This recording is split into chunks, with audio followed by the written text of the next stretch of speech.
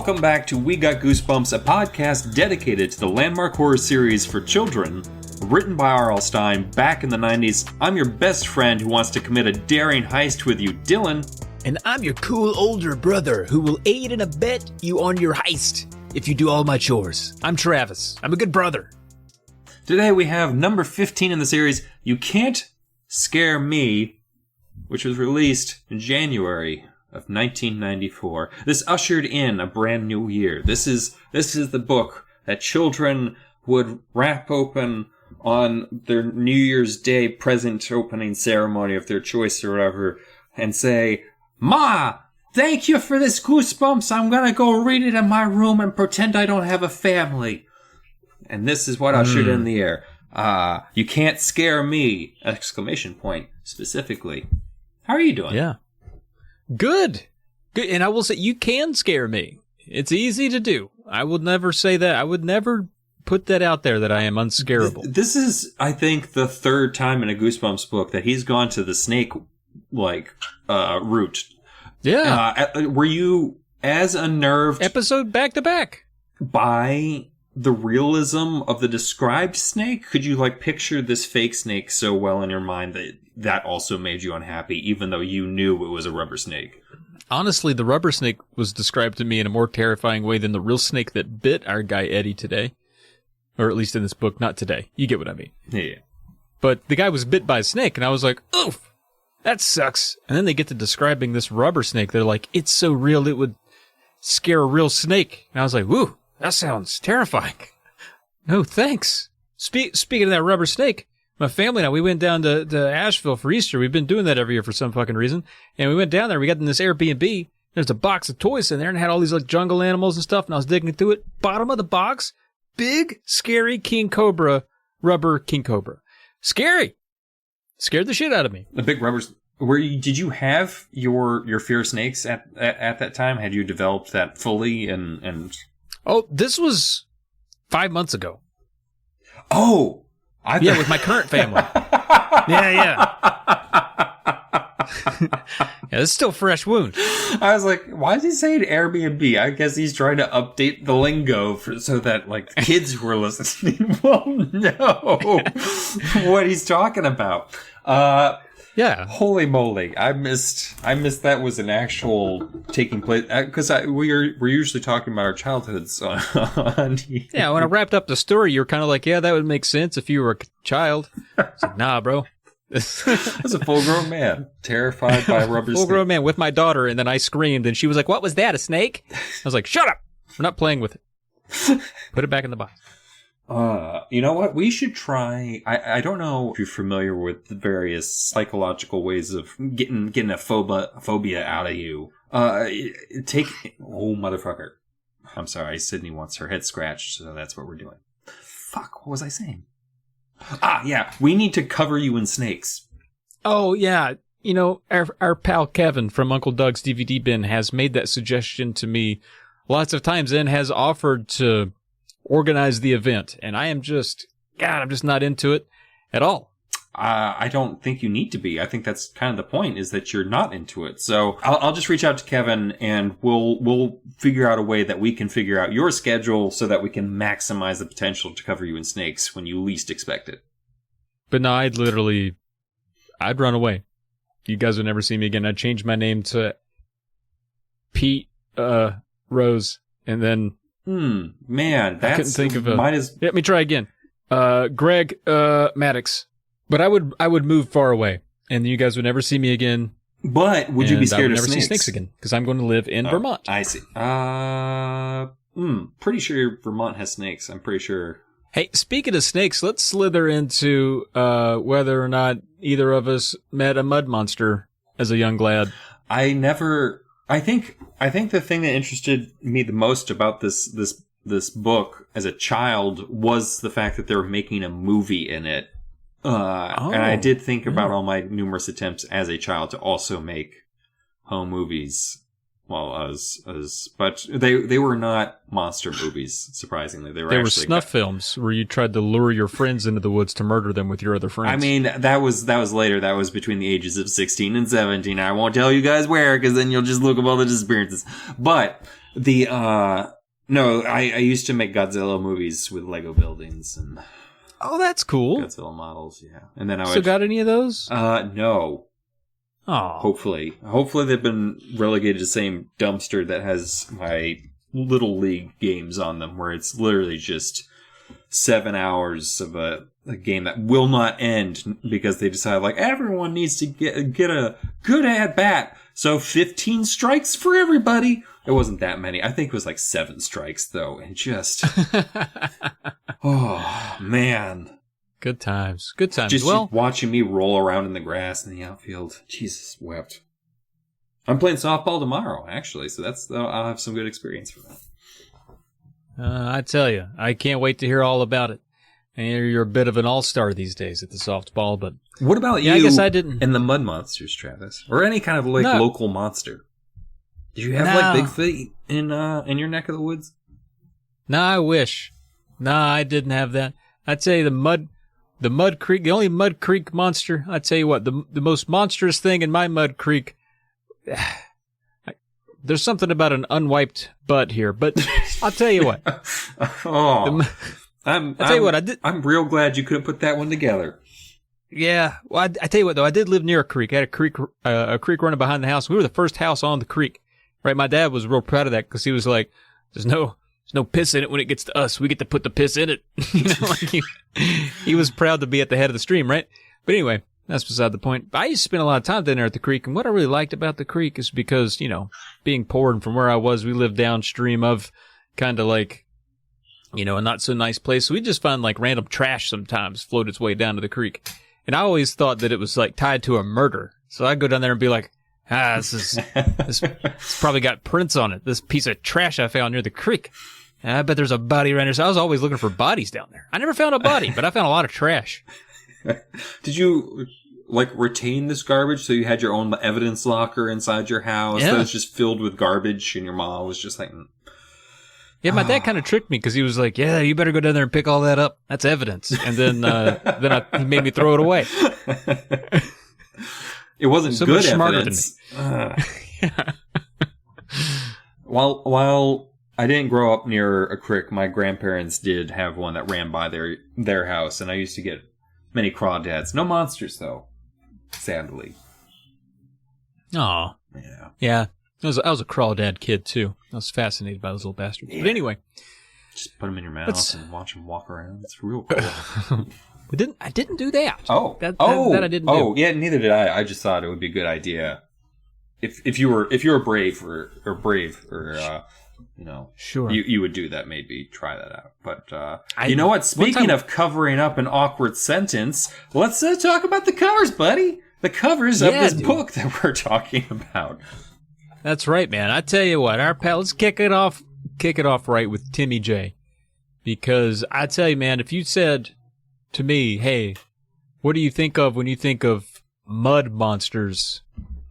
I mean, even without seeing this cover, this is basically what I'm imagining is like mud. I mean, it's, how do you describe it? Mud monsters? I mean, is it on the nose or what? I mean, but they're pretty grody looking mud. Like they all have their own unique expressions. Like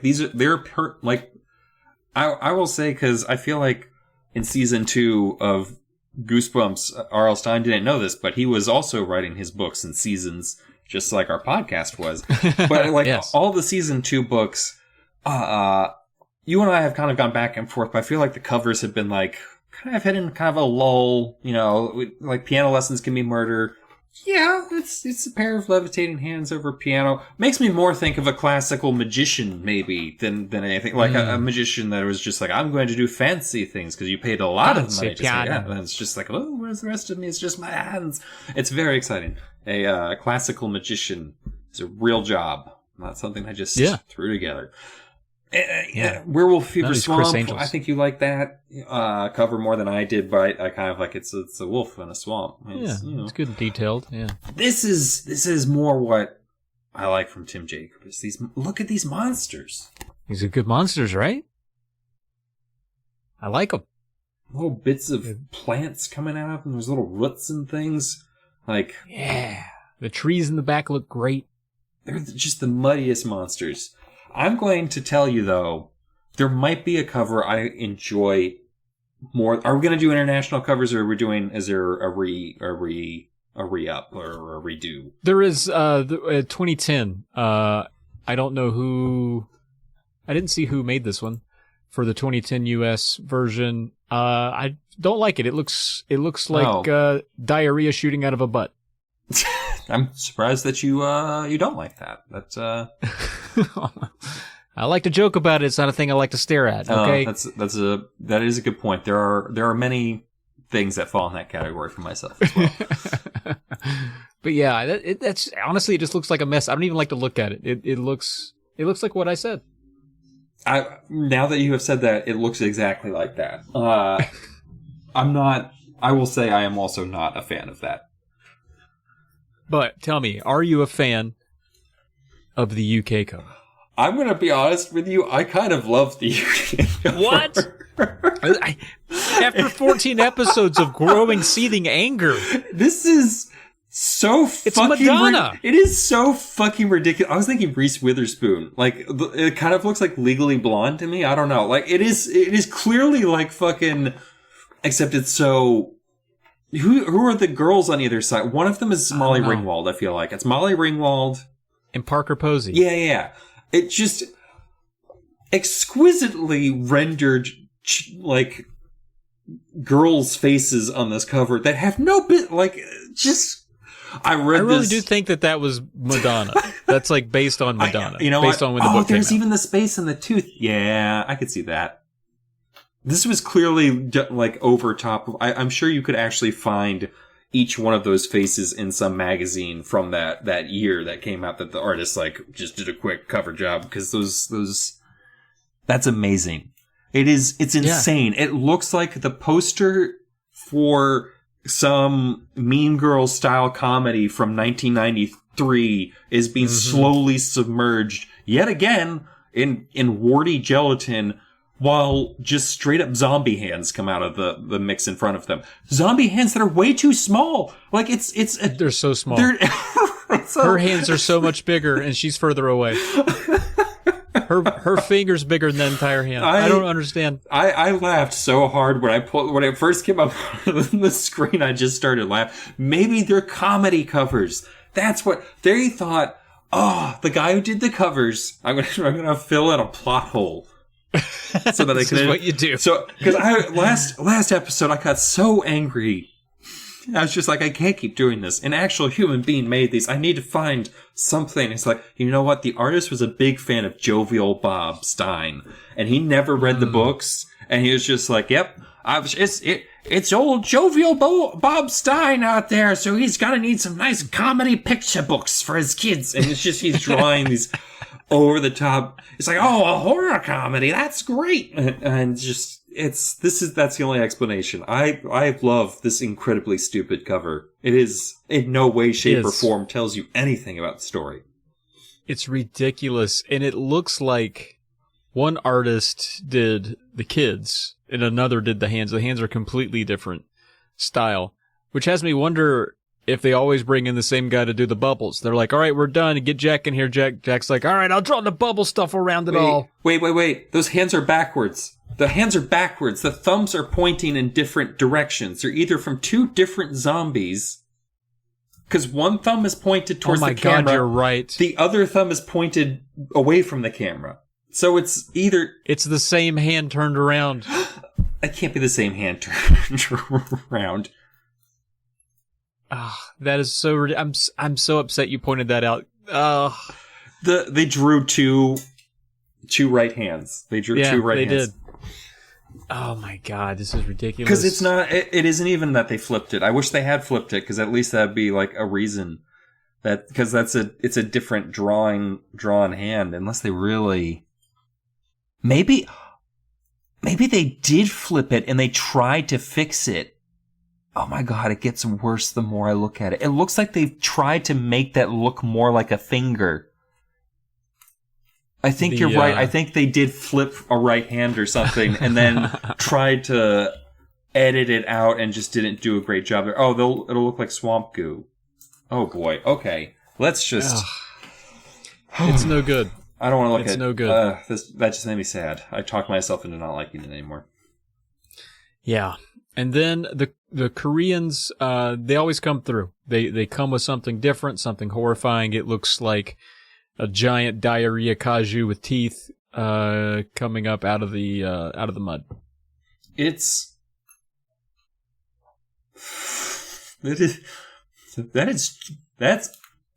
That's too much for a children's book. It is pretty hardcore. It is. It's pretty fucking horrifying. I want this as a poster. Like, oh, yeah, that is cool. It is. Are those faces on his body? Yeah, I couldn't figure that out. It's either that or just a ton of nipples. Oh, I like that. Just run my mouth all over that. Okay. See what it's lactating, you know? Probably mud. That's a good point. Mud men would lactate mud. Implied in the name. They're not milkmen. You know what milkmen lactate, don't you? Semen. That whole segment's going to be relegated to a special bin. It's called the trash. Called delete. Yeah. No, I do love this cover, though. It is... I can't stop staring at it, either. Like, it's looking at me. Yeah. And it's got I will the say teeth. it has its thumbs in the right places. It has correct hands. And the swamp water around it. This is... I actually do. I'm going to see if I can buy this in some sort of print form. I like this. We should just have a collection of Goosebumps covers throughout the ages. All over the walls. We should do that. We should put that together. For us, not for anybody else. Nope. We're not selling it. It's not merch. No. Calm down. Yeah. That was it for covers, man. Tim wins again. Didn't have much to go up against. Although Korea did pretty good. But I still think that's a good Tim. I feel like you just don't like giving anyone else but Tim the win. If I'm going to be honest with you. Well, that's partially true, but also he deserved it this time. I'm gonna give it to Korea, and they're gonna move on to the next stage in the World Cup because that's the only sporting event I know. Oh my goodness! The Goosebumps covers World Cup. Guess who's never made it just into trying out? They can't even get into the trying out period. I don't even know what it's called. I'm sorry. Yeah, it's like CONCACAF or whatever they're in. Yeah, they're not getting out of that. Mm-mm. But you know what? I think we've covered enough about covers, so let's cover... God, have you ever said something so fucking awful? Like, not even just like racist or vicious and mean or whatever, but just something so tired that it makes you tired too?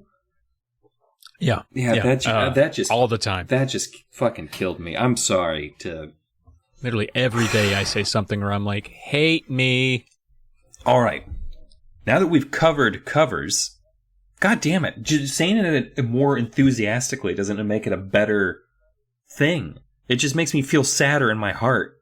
It's not even like it's the first time I've done this. I've done that stupid bit once already. I just don't know what I'm doing anymore, Travis.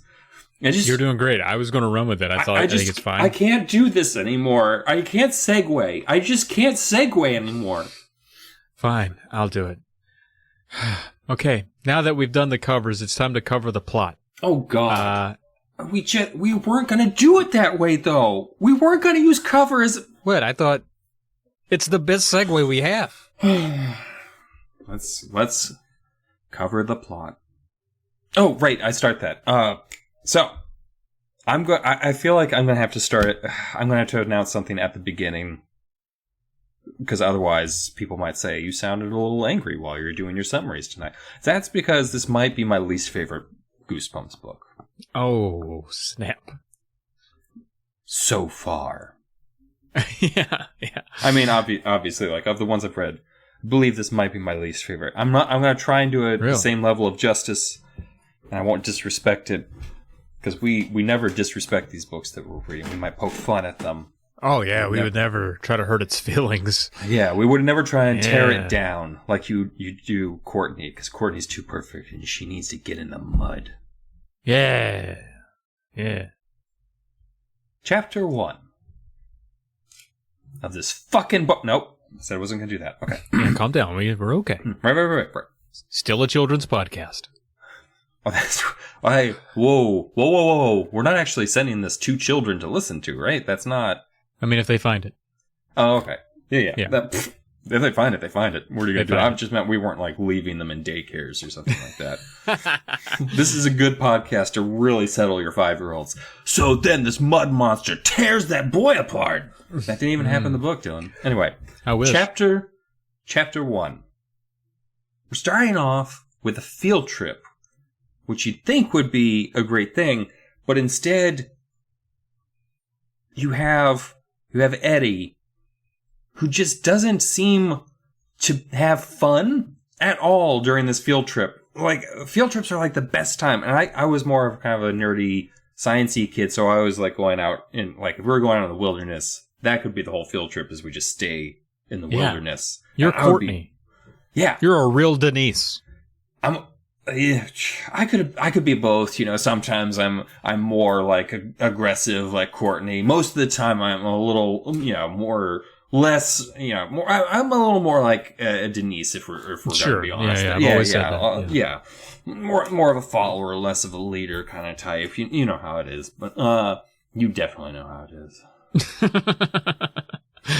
Sure, yeah. But we're on the way to this field trip, and we get to meet the main character, Eddie, and he's with his friends. There's Hat, there's Molly, there's the other one, Charlene.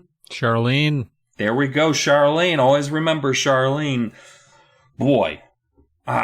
So we're introduced to them. They're kind of hanging out on the bus. In any scene where it's like a group of people together, I really love R.L. Stine's like writing, like whether it's family at a dinner table or kids in the lunchroom. Just like having all these kids on this bus bouncing along and just talking shit to each other the entire time is pretty much what I remember like field trips being like. Yeah. And so it's just a really good little scene.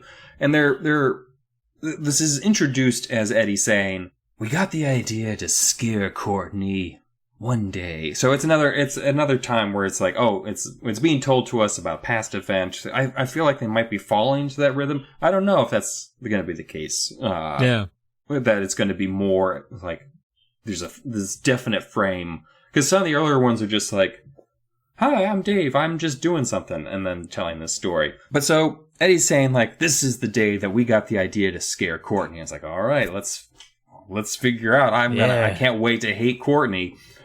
And because we're gonna get to a couple problems like just so quickly in this, but Eddie, Hat's called Hat because he always wears a hat, which I don't get, because when I was a kid you weren't allowed to wear hats in school. Yeah, speech impediments were cool though, but hats.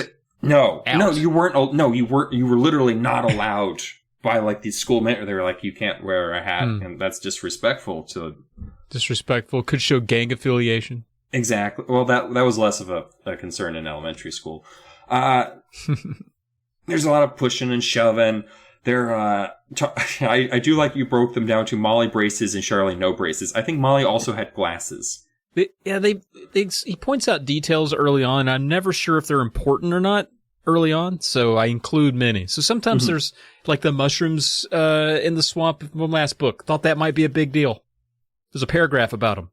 Honestly, it's helpful for me right now, but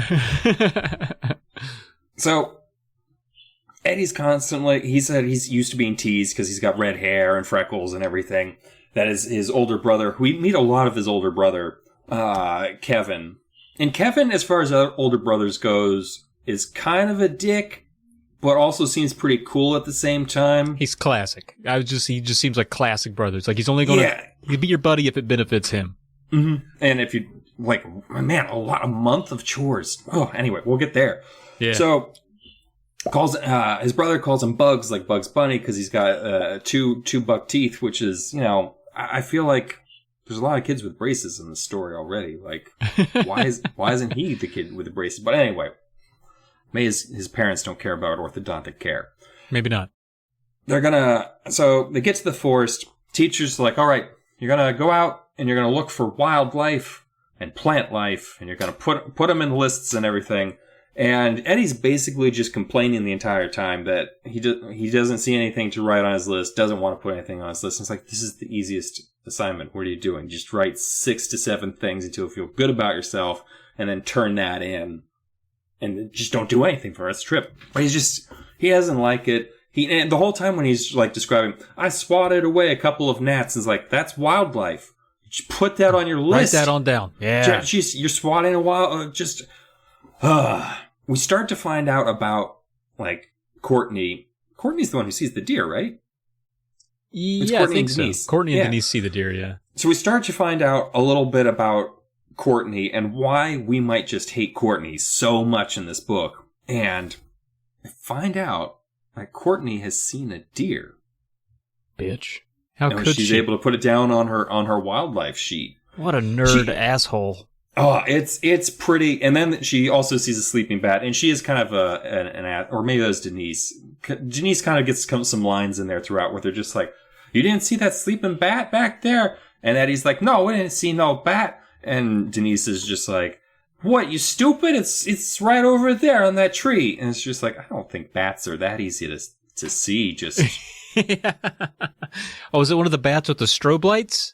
Oh, it wasn't just a normal bat. And then it's hard to see, Denise, you fucking asshole. Oh, but then, and this I have a feeling was the scariest part for the entire book for you. Eddie nearly steps on a green snake that strikes at him. Dun dun dun! Holy shit, a snake! Oh, I was petrified. I was like, we're going to start out in the first chapter with an actual Cliffy? This is a rare first chapter Cliffy that actually had some weight because our boy just got struck at by a snake. And he describes that, just the action. Do you not appreciate me continuing to, like, am I so good at that impression that it's freaking out a little bit? You know, it's a phobia. I don't mistake hands for snakes. I think part of my phobia is being very familiar with what I'm afraid of, and that was a hand. Wait, but that's okay. Now put fangs on it. No, still your hand. But I appreciate that you don't love me. So Eddie, I think Eddie goes down, right? Eddie kind of passes out, kind of faints maybe from the events of the snake. I don't know if he hits the dirt like it's a grenade kind of situation. He's all covered up, which is, I'm going to be honest with you, that would be a worse reaction than fainting. Like fainting, you could be, I just have low blood pressure. I'm sorry, but like if you hit the dirt, there's no excusing it. I was terrified of that green snake. That is 100% true. Well, in looking at the early part of the chapter, it looks like he just closed it, like winced, like he closed his eyes and was like, "Oh no!" Okay. And then when he opens up his eyes, guess who's holding this terrifying creature? That would be Courtney. Courtney is, as Dylan was alluding to, we're not supposed to like Courtney, but it's kind of hard to find reasons to hate her outright. But she is holding a snake. And now the kids are teasing old Eddie for the whole snake thing. Eddie's afraid of snakes. And it's like, yeah, it fucking struck at him. Like, I was thinking, like, if I went on a field trip with my class, and even if my worst enemy was, hanging out near some trees and a snake struck at him, I might be like, oh my God, guys, what is Jamie Inzer? Is Jamie Inzer the kid that I hated in elementary school? Is Jamie Inzer okay? And they would have been like, yeah, he's fine. Jamie Inzer's fine. I'd have been like, well, fucking good for him, I guess. And then I moved on with my life, but all these kids are like, ha ha ha, snake! You're afraid of snakes! And Eddie's like, look, I was just caught off guard. I didn't see the snake. I was almost stepped on. I was caught off guard. That's why I was so afraid of it. You guys ever just almost stepped on a snake that struck at you? I think you might empathize with my position. And then Molly is a friend Dylan mentioned already. Molly E, Hat, and Charlene. These are our troop of four. Our four rascals. And they get in the back, start talking shit. Molly's like, I wish that snake had bitten Courtney's perfect nose for showing off. She's got some real resentment toward Courtney for having a nose, it seems. And E, understandably, is a little more. I call him E because that's how That's how I abbreviated our entire sheet because I was tired of typing Eddie.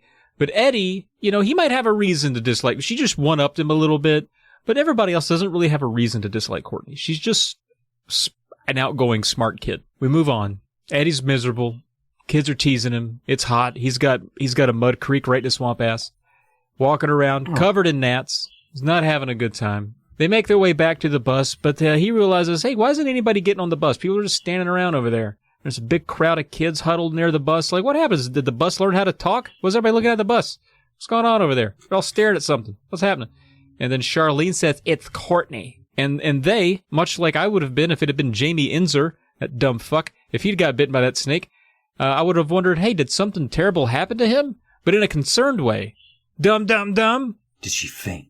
Was she bitten by something horrifying? I hope. Like a fucking alligator just came out and chomped her perfect nose right off her perfect face. No, she's showing off again. She's got 2 bumblebees on her hand. I don't know about you, but I was never that brave. I would pet bumblebees though. Like you go. Oh, you would go pet them? Yeah, you can pet them. They're very soft, and you just. Oh yeah. Just pat them on the back. There's a little stroke. Yeah. A bumble stroke. Although bumblebees do have smooth stingers, so if they want to, they could jack your shit right up and just like. Yeah. So you remember that they're wild animals. Don't play with wild animals, kids. I did feel like the teachers maybe should have stepped. The teachers were just like, oh my god, look at the way that she handles these bumblebees. And it's like, maybe tell the kids not to play with the bees. Like, maybe like, hey Courtney, will you put those down now? Eddie even says like one of the teachers is a little like, oh, I don't know if she should be doing that. It's like, well, you're the adult. Tell Courtney to put the bees down. He's like, I'm fucking scared to death of bees. I won't go near her.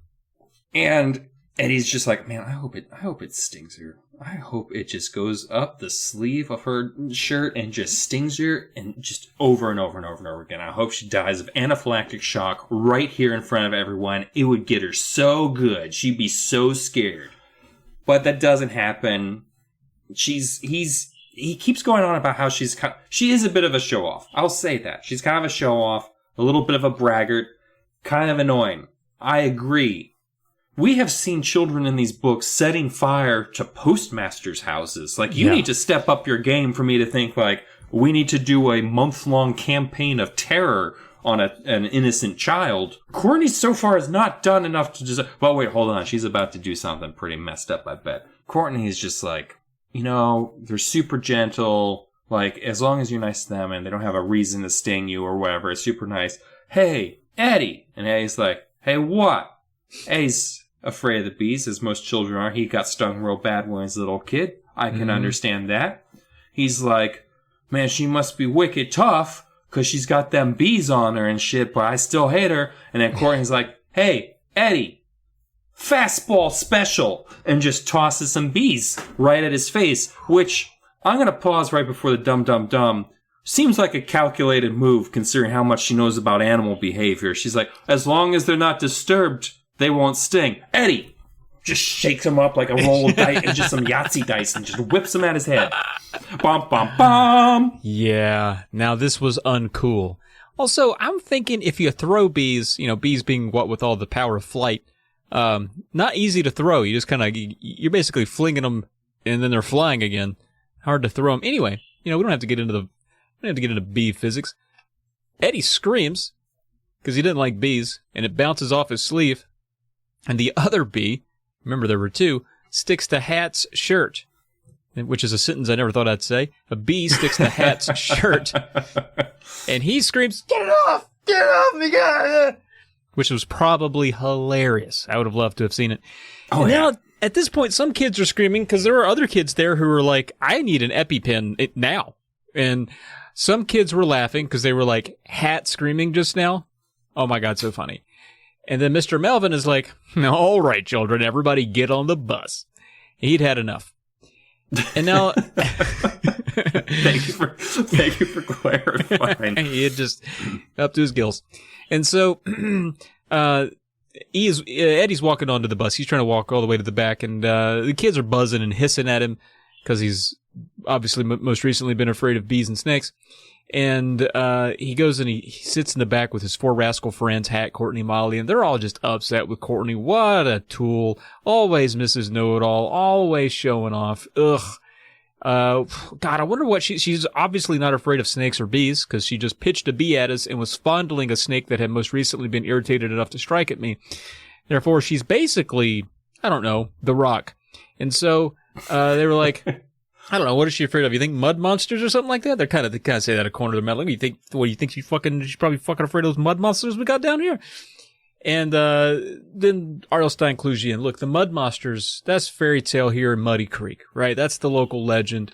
There's even a little excerpt from the book. It says, there's a legend in our town that the mud monsters live under the muddy banks of the creek. And sometimes when the moon is full, the mud monsters rise up from the creek bed, all dripping with mud, and look for victims to pull down in the mud with them.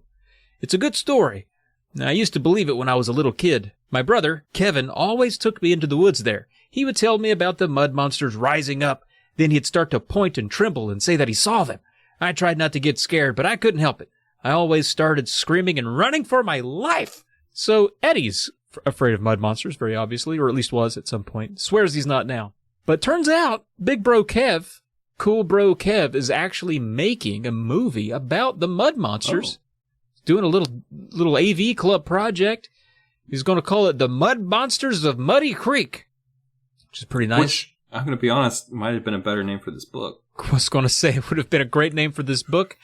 I kind of wonder if that mention was intentional somehow. And then Courtney and Denise, they're on the bus. They're still giggling about Eddie being a wiener. And then in the other part of the bus where our 4 rascals are, they're conniving. They're saying, "Oh, we got to think of a way to scare Courtney. She's really pissing me off lately with, all of her knowing stuff and doing things." And Molly has an evil grin on her face. Molly, you can't trust a Molly, and she's the one with braces. So she's got an evil grin that kind of sparkles too. It's weird.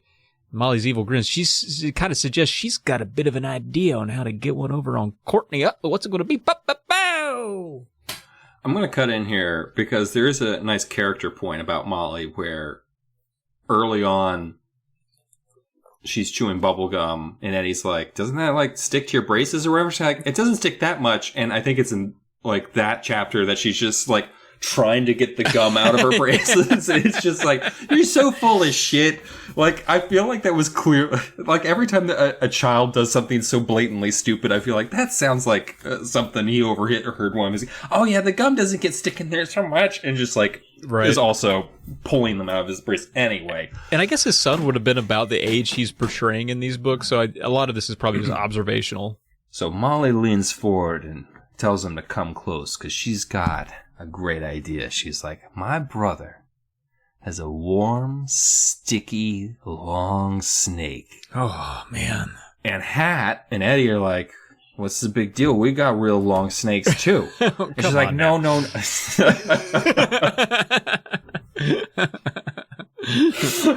Toy snakes. We're all talking toy snakes, right? Toys R Us, they had that big sale on snakes. You each got a bushel. We got a bunch. "No, you dingus. I'm talking about a rubber snake." It's like, it's kind of rubbery. No. I mean, it's made of rubber. And it's like, oh, I get you now. I didn't know these children were all vaudevillians. You know what? That makes the whole book make so much more sense. It kind of does. The way that they're dealing with everything is they're actually a troop of vaudevillians who are also children, and everything else is just normal. And it's just these 4 children who are like, "Oh my goodness, this dame is giving us quite the bad look. Let's dump a bucket of rats on her." Get her, Smiley. One's name's Smiley.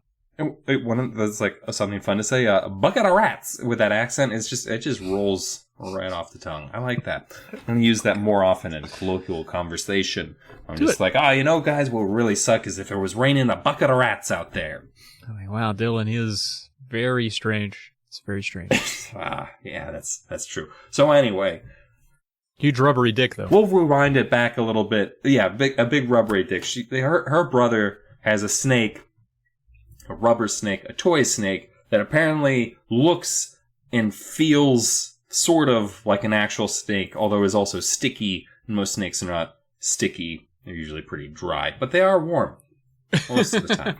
So, points for knowing that snakes are warm, Molly. So her whole plan is like, we should totally scare Courtney with this. That snake's so real, it scares me routine. Just last night. It's like, Molly, it sounds like maybe you're not very bright. Because now you're saying, like, just last night, reached under my bed, snake was there. And it's like, oh my goodness. And it's like, Molly, you know this thing exists. Like, at some point, she has to know it's not a real snake.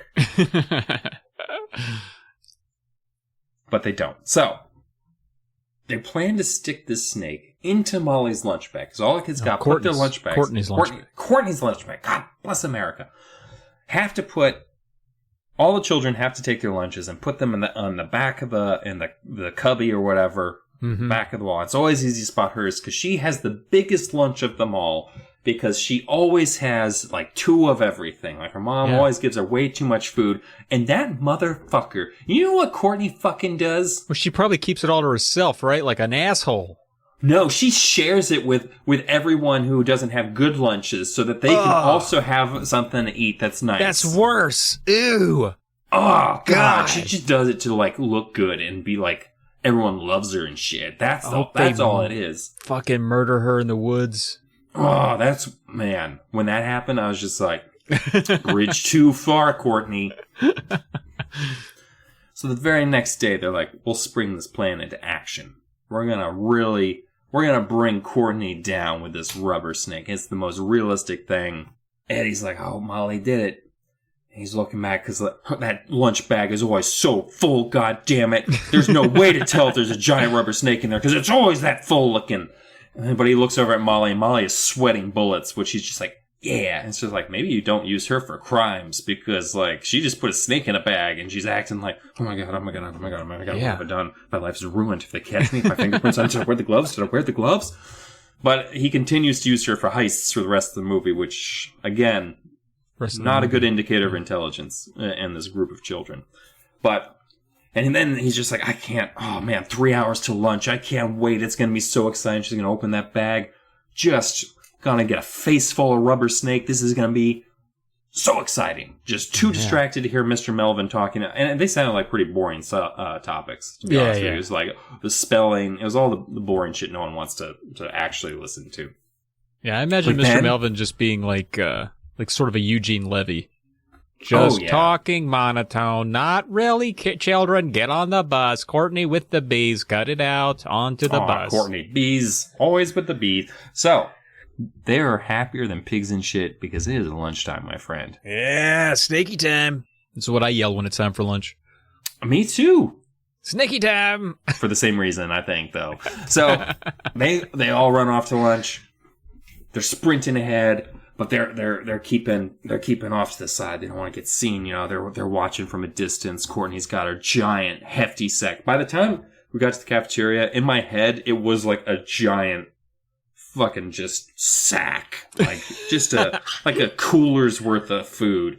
Just slamming it on the table. All the children are like, come around, Courtney's brought the food. And just like, everyone's so excited because she's brought food for everyone. And goes sit with Denise and... is this really where it... Bum, bum, bum! Now, right before Courtney reaches into this bag and full fists a big rubber black snake, Mr. Melvin comes over and complains, oh, dear jeez, I have completely forgotten my lunch today. Jeez, oh, Pete, I should bum off the children. It is... kind of bizarre that the school doesn't serve lunch at all. But anyway. And so Courtney, being the generous Courtney that she is, she's like, oh, Mr. Melvin, come over here. I might have some extra for you can have. You know how I often feed all the hungry children? I'm happy to feed a hungry adult as well. And then from a distance, the 4 of them are just watching like, what the fuck is going on? Why didn't she reach in the bag? What the fuck? What's Melvin want? Are we busted? Are they onto us? And they can see Melvin talking to Courtney from a distance. They're like, what's he saying? When's she gonna reach in that bag? Then they hear her say, oh, no, really. It's fine, Mr. Melvin. You can have some of my lunch. Which is weird. It makes it sound like he fucking walked over and asked. He was like, hey, Courtney, if I could just get like maybe a fudge round and an apple off of you, would that be fine? Would that be? I can pay you back with an A+, if that's what you were looking forward to. She hands him the bag, and the kids are like, "Oh no, we don't want him to find the snake. That'd be bad." And Mr. Melvin does find the snake, and he shrieks. Imagine, the way Eugene Levy might, like, "Oh dear!" And the kids scatter. They're like, "Well, that's gig's up." Courtney, reacting like the hero that she is, fucking stomps a rubber snake to death, to pieces. And Molly, yeah. Well, what's funny is Eddie even says, like, she stomped it heroically. Like, even he's just like, motherfucking Courtney! Like, oh. She clearly saved Mr. Melvin's life. She stomps the rubber snake to death, to the point that Molly's like, "Oh, my brother's going to kill me," once he finds out that I stole his big, wet, warm snake, and then somebody stomped it to death in the middle of the school. And then Mr. Melvin spent the rest of the day trying to figure out who did it. All right, who put the snake into the lunch bag? Who was it? And the kids are like, "Wasn't fucking us, dude." And then Courtney just ends up looking like a hero. So our four rascals are like, "Shit, man, it's time to go back to the drawing board. We got to figure out a new way to scare her." Clearly, it's not fake snakes. And as they walk home, they're on their way home, there's an old neighbor out and about, Mrs. Rudolph. Mrs. Rudolph runs up to Eddie in a panic, asking, "Help, help, help. Oh, God, what's gone wrong now? Dum, dum, dum." In the most infuriating chapter for me in this book, what follows is Mrs. Rudolph is just like, "Oh my God, my cat's up in the tree. He's gonna die. It's terrible. If the children come home and see him in the tree, they'll be dead too. It's horrible. The whole neighborhood is in tears. Oh my God. Oh, poor thing." So what follows is just the entire chapter is this woman pressuring a small child into climbing a tree to save her cat's life. And the whole time I'm just like, "Oh my God, you're awful. What are you doing? Leave these children alone. Where did you come from?" Like, I'm just so angry at Mrs. Rudolph that it's just like, what is wrong with you? And, like, Eddie's just like, "I really don't like heights at all, so I don't really think I want to do this." Yeah, he's like, "I'll stand at the bottom, maybe catch the cat. How about that? That'd be okay?" And he's like, "I can try, mate." Then, you hear the scrabbling of claws on the branch. Oh, no. Bits of bark start falling from the tree. The cat yelps and begins to fall. Bum, bum, bum. Oh, fuck. Muttley, he's clinging for dear goddamn life. I mean, man, if that cat falls from that tree, what, with a height of an indescribable amount, maybe 13, 14 feet, that cat could easily maybe land on its feet, have a minor sprain. Who knows? It could be bad. Maybe it's like a concrete yard. It's not just with lawn. Spikes. Yeah. It's got that hostile architect. Mrs. Rudolph has planted spikes and things all around this tree to make sure, like, wildlife can't get there. Like, "How that fucking cat get up there? I hate animals. And then go climb up that tree and get it for me." Yeah, because she's like Aunt Catherine from that Monster Blood. She's going to cook it, probably. You like beef? Yeah, yeah, especially beef from a cat. So Eddie freezes. He's like, "Oh, I don't want any part of this. I don't want any cat beef. Not today." No. And Mrs. Rudolph is upset now. She's like, "Oh, you pussy." And what then about some dog pork? Yeah. Well, little. That sounds like something else. That doesn't sound like. Yeah, that sounds like a red rocket.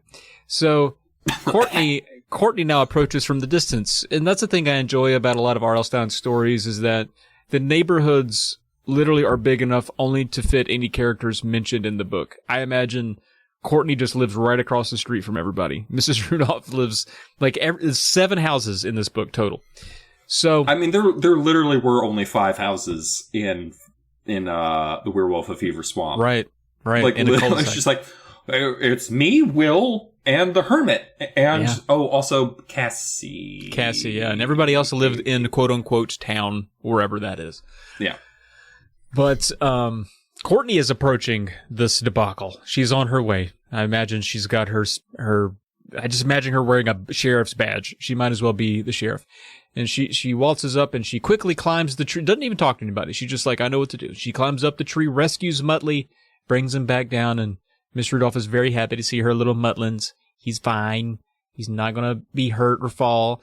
And then she shoots a scowl at Eddie. She's like, you little bastard. Couldn't even climb and save my cat. And she's like, I'm glad someone was wanting to help. I hate her so much. Like real, her name is Karen Rudolph, guaranteed. And so, before departing, Courtney asks Eddie, she says, hey, did you put that snake in my lunch? And Eddie's like, no. All like not awkward. And she's like, oh, I thought maybe it was for payback about that, the other snake thing, the field trip thing. He's like, no. Yeah, it's a little on the nose to be like snake for snake, like tit for tat. You know what I'm saying? Like, yeah. Courtney, don't be crazy. Who would do such a thing? There's such a lovely girl with such a lovely nose as yourself. It's just me, fast talking Eddie. Like, what are we talking about here? I'm just gonna go. I live next door. Yeah, I live next door. Yeah, I knew better to come over here. Honestly, I don't know why I keep walking out of my house. So yeah, it was a little on the nose there, but they all feel pretty guilty. They feel pretty embarrassed because I'm pretty sure they all four feel like she knows, and then she didn't even rub it in that bad. Courtney's taking the high road the whole time, and they're just like sniveling little like, I fucking want to kill her now. And Hat, our good pal Hat, maybe my favorite character in the book. Hat's like, so snake thing didn't work. So what if we get like a live tarantula and we just go ahead and put that like down her back? And they were all like, that's amazing. Dum. At this point, I mean, from the rubber snake forward, everything they do is their fault because they're the instigators. All Courtney did a week ago at this point is scare Eddie, and no one else is going up to him and be like, hey, you fucking scaredy cat motherfucker. Scared of snakes, you little bitch. That happens to me a lot. Yeah, it's true, actually. We do mock you relentlessly for that. Yeah, it's a tough life. Oof. Yeah. But yeah, so it's just weeks of... It's not even that. It's not even like weeks of him being saying, like, everyone like pushed me. It's like there's one description of like after the field trip, they're like, scaredy snake. Hiss. Oop, that wasn't real snake. That was just me hissing. I hope I didn't scare you too bad. Hiss. I did it again. Sometimes I just hiss. That's not even a thing. That's not even about you, Ed. I just sometimes pop a hiss out. I do like that you get scared when I do it, though. I'm not scared. Who are you? Get away from me, you strange 38-year-old man. Sorry, that was very pointed. At ourselves. So, I don't like this plan once you start introducing the live animals, because I'm like, what happens when this tarantula lands on somebody and they're just like, squish? Yeah. A, gross. B, you got a spider killed. Come on now. Come Chumps. I don't like this. So, like, there's a science lab at their school. They've got animals in it. Great. There's 2 tarantulas as well. Eddie and Hat, they're going to sneak in after school and borrow one of these spiders and then keep it in their locker overnight. And the next day, we're going to do a plop and drop. Or drop and plop, actually. Drop and plop. Dropping and plopping. I do think it's weird that it's a school that can't afford to feed its own kids and faculty, but does invest in having 2 tarantulas kept overnight. I'm honestly going to assume that all of these books actually take place in different neighborhoods in the same town. And so this school probably only has the undead kids in it from Welcome to Dead House. So we don't need to feed anybody, but we have live spiders because that's what they eat. And these are the normal kids who are just like, what the fuck goes on in this school? It's just all one big town. Yeah, it's very strange and it's hard. Yeah, the werewolf is down there. He's like, I just eat raw meat. And they're like, okay, you don't have to eat here then. You could go. You may leave. We're not going to give you like a deer. Like, yeah, get on out out some here. Cat beef. Go on now. Actually, go talk to Courtney. She can find deer for you. They're going to drop it on Courtney's head from a balcony in their gym. Which now I'm thinking about, what elementary school? Are they middle school? What is this situation? What is this probably. Auditorium kind of like that they have where it's like a gym with like maybe an upper deck or something or balcony? I don't know. I didn't understand it, but I think they say gym because the gym teacher is who finds them. Mm-hmm. Yeah, so there's some overlook. And the kids are like rolling a dodgeball around and some shit.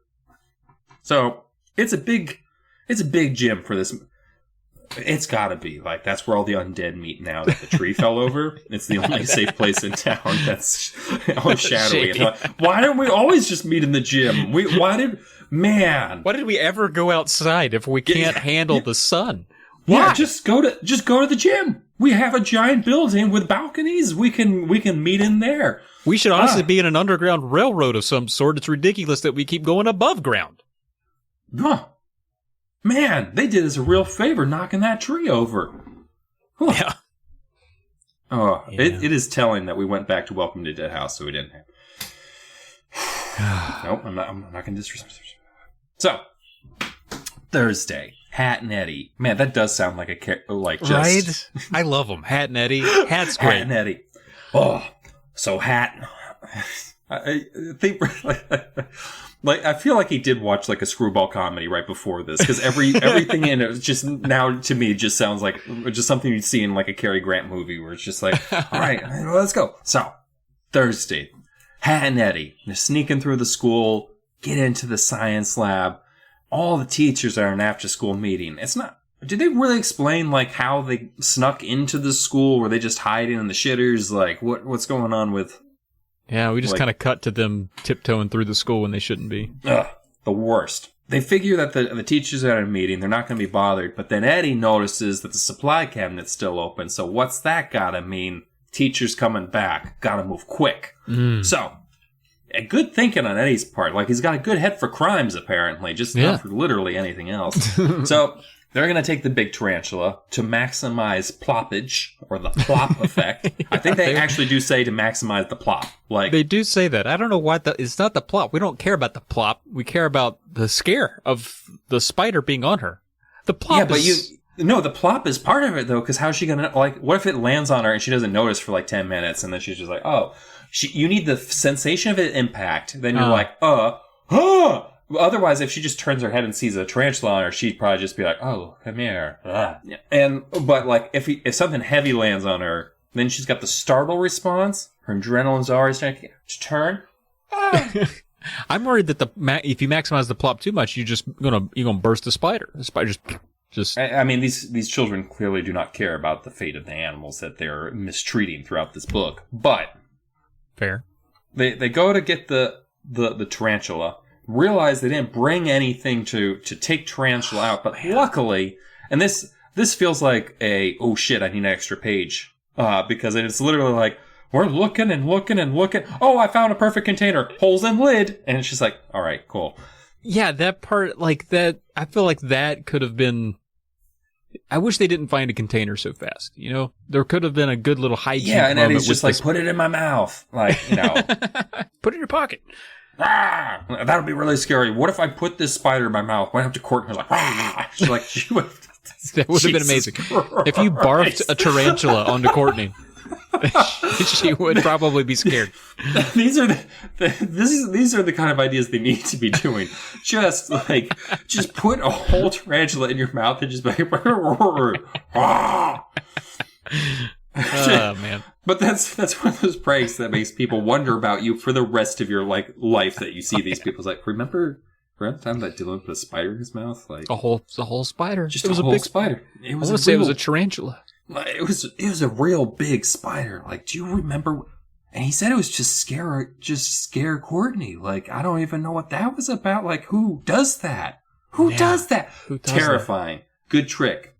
I know what I'm doing at work tomorrow. So, I'm gonna eat a spider.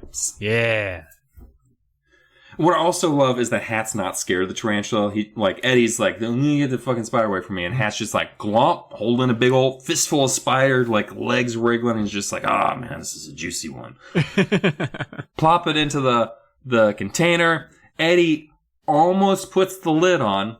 Important detail for later. Yes. Almost gets it. And then we hear footsteps coming up to the door, and it's just like, oh shit, we're about to like get found out. We gotta scatter. Bum bum bum. Oh shit, chapter 10. I don't know. It doesn't have a reputation. Shit. Yeah. It's just chapter 10. I don't know. But teacher that's on their way back, the science teacher, they're outside chatting with another teacher and, probably talking about teacher stuff like, oh, that meeting we just had was kind of bullshit, right? It's like, yeah, I can't believe that. What's going to happen? And then that buys Hat and Eddie some time. And so they run over to a supply cabinet and hide in there together. That must have been a big cabinet. And they're hiding in there together. And right as the teacher walks into the room, they kind of get snugged away in there. Snugged. I use that as a verb. They got snugged away in there. Snugly. I do use that as a verb too, but usually to refer to my penis. Okay. And then the teacher walks around the room doing teacher stuff, right? You hear their footsteps with their Dr. Scholl's shoes. And they get close to the locker, kind of like that scene. You ever played that game Alien Isolation, where you can hide in lockers and the alien kind of comes and sniffs at the locker and it scares the bejesus out of you? I imagine it was like that. I can't play those games because they scared the shit out of me. Oh, good. I mean, not good. I'm sorry that happens to you. Sorry. I mean, it's a game. It's pretty easy to avoid. So I just don't play scary games. So are snakes. I work from home and just never go outside. So, he walks around.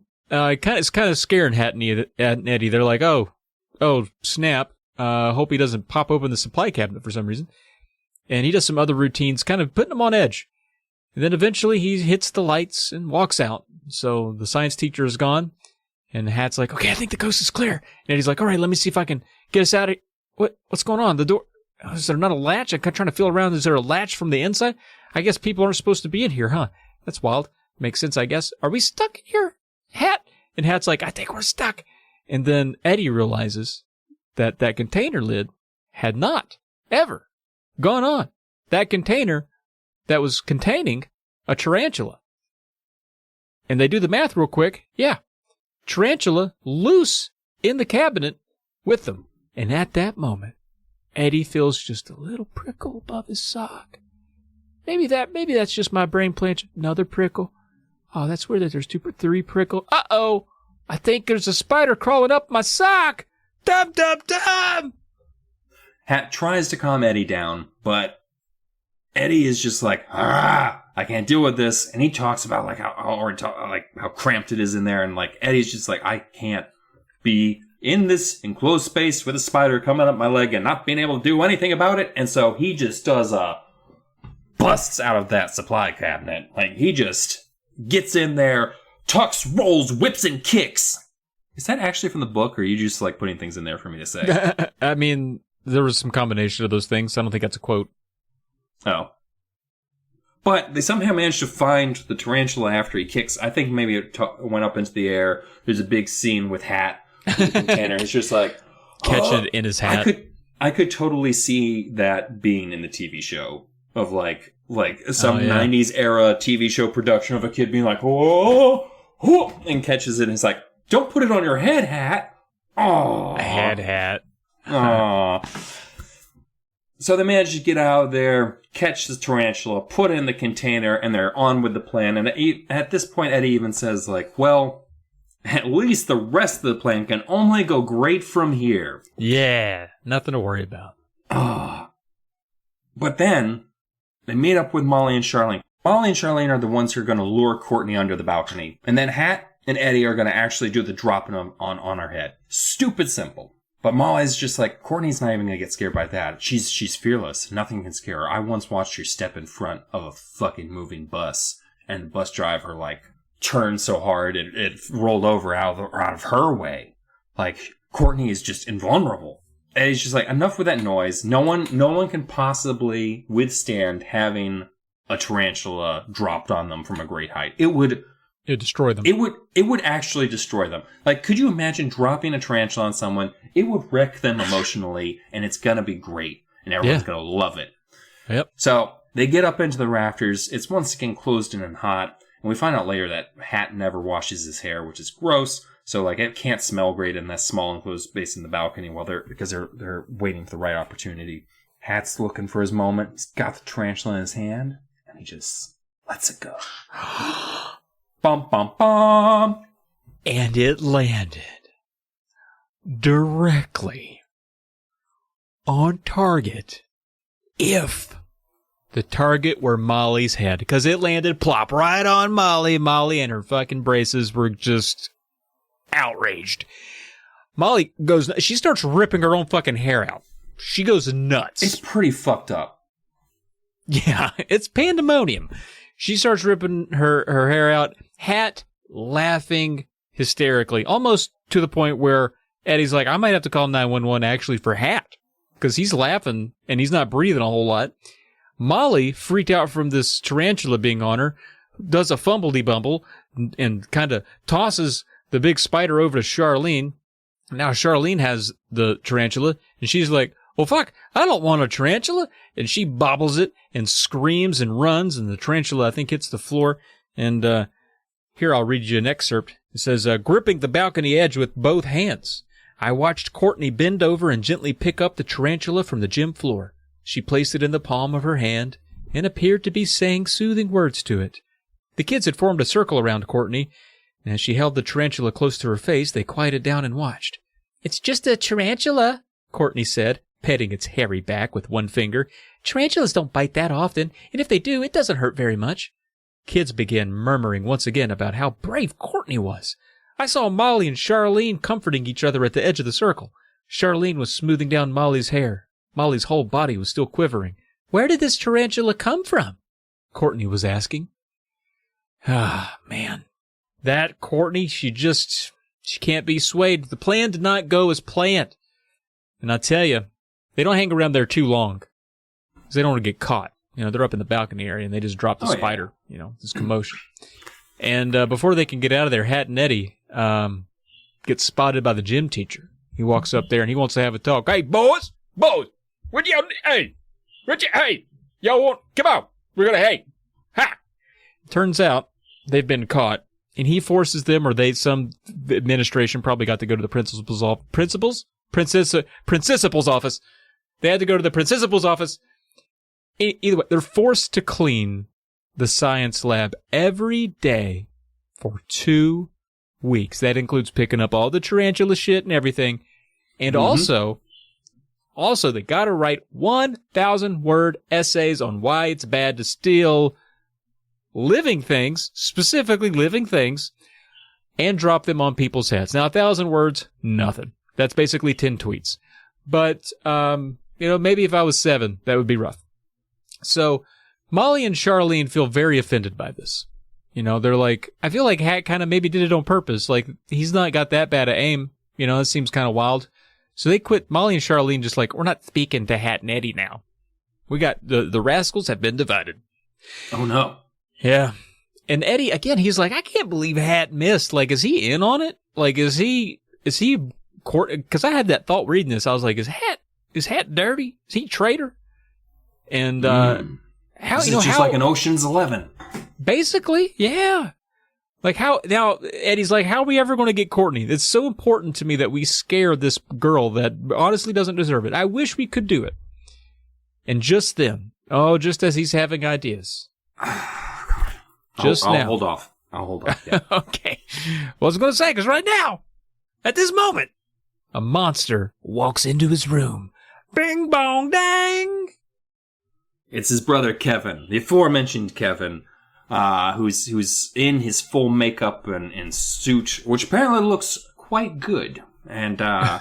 he's using this for his movie for high school, his high school movie. I never had a high school class. I wish that let me make a movie. I did have a chance to use like proper-ish video cameras and stuff in college for a film class, and it was to recreate a scene from The Thin Red Line, which you're going to look at me like, I don't know what that you're talking about, Dylan. And that's because no one watched it, because it's a 3-hour-long war movie that came out around the same time as Saving Private Ryan, so... Oh, man. Yeah. But Kevin's just came back from a shoot, also came back from terrifying some small children, making them cry, running off in the woods. He's like, it was great. I think at least one of them will probably become a serial killer. And Kevin's just like, And Eddie's just like, great job. Like, all of a sudden, like, he's got some sort of morals about, like, Kevin's... I just picked up on that now. Like, It's just, you are literally Okay. Anyway, there's a little bit of back and forth. He's like, I want to be in your monster movie. And Kevin's like, no, you get too scared. Man. Which makes me think that, like, the parents are like, he can't be in your movie. He'll get too scared. And, like, Kevin has just, like, been like, all right. Understood, Mom and Dad. I will torment him with this forever now. She's like, Eddie, you get too scared of my monster movie. So, a lot of back and forth. Kevin's like, yes. Eddie's like, or no, excuse me. Kevin's like, no. Eddie's like, yes. And then it's just back and forth. You'll be too scared.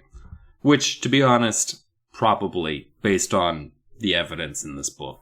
Yeah, yeah. But then Eddie's like, hey, you're so good at being scared, or being scary. How about you tell me some things that I can use to scare one of my friends? And we've already tried snakes and spiders, so don't tell us that one, because dem apples is rotten.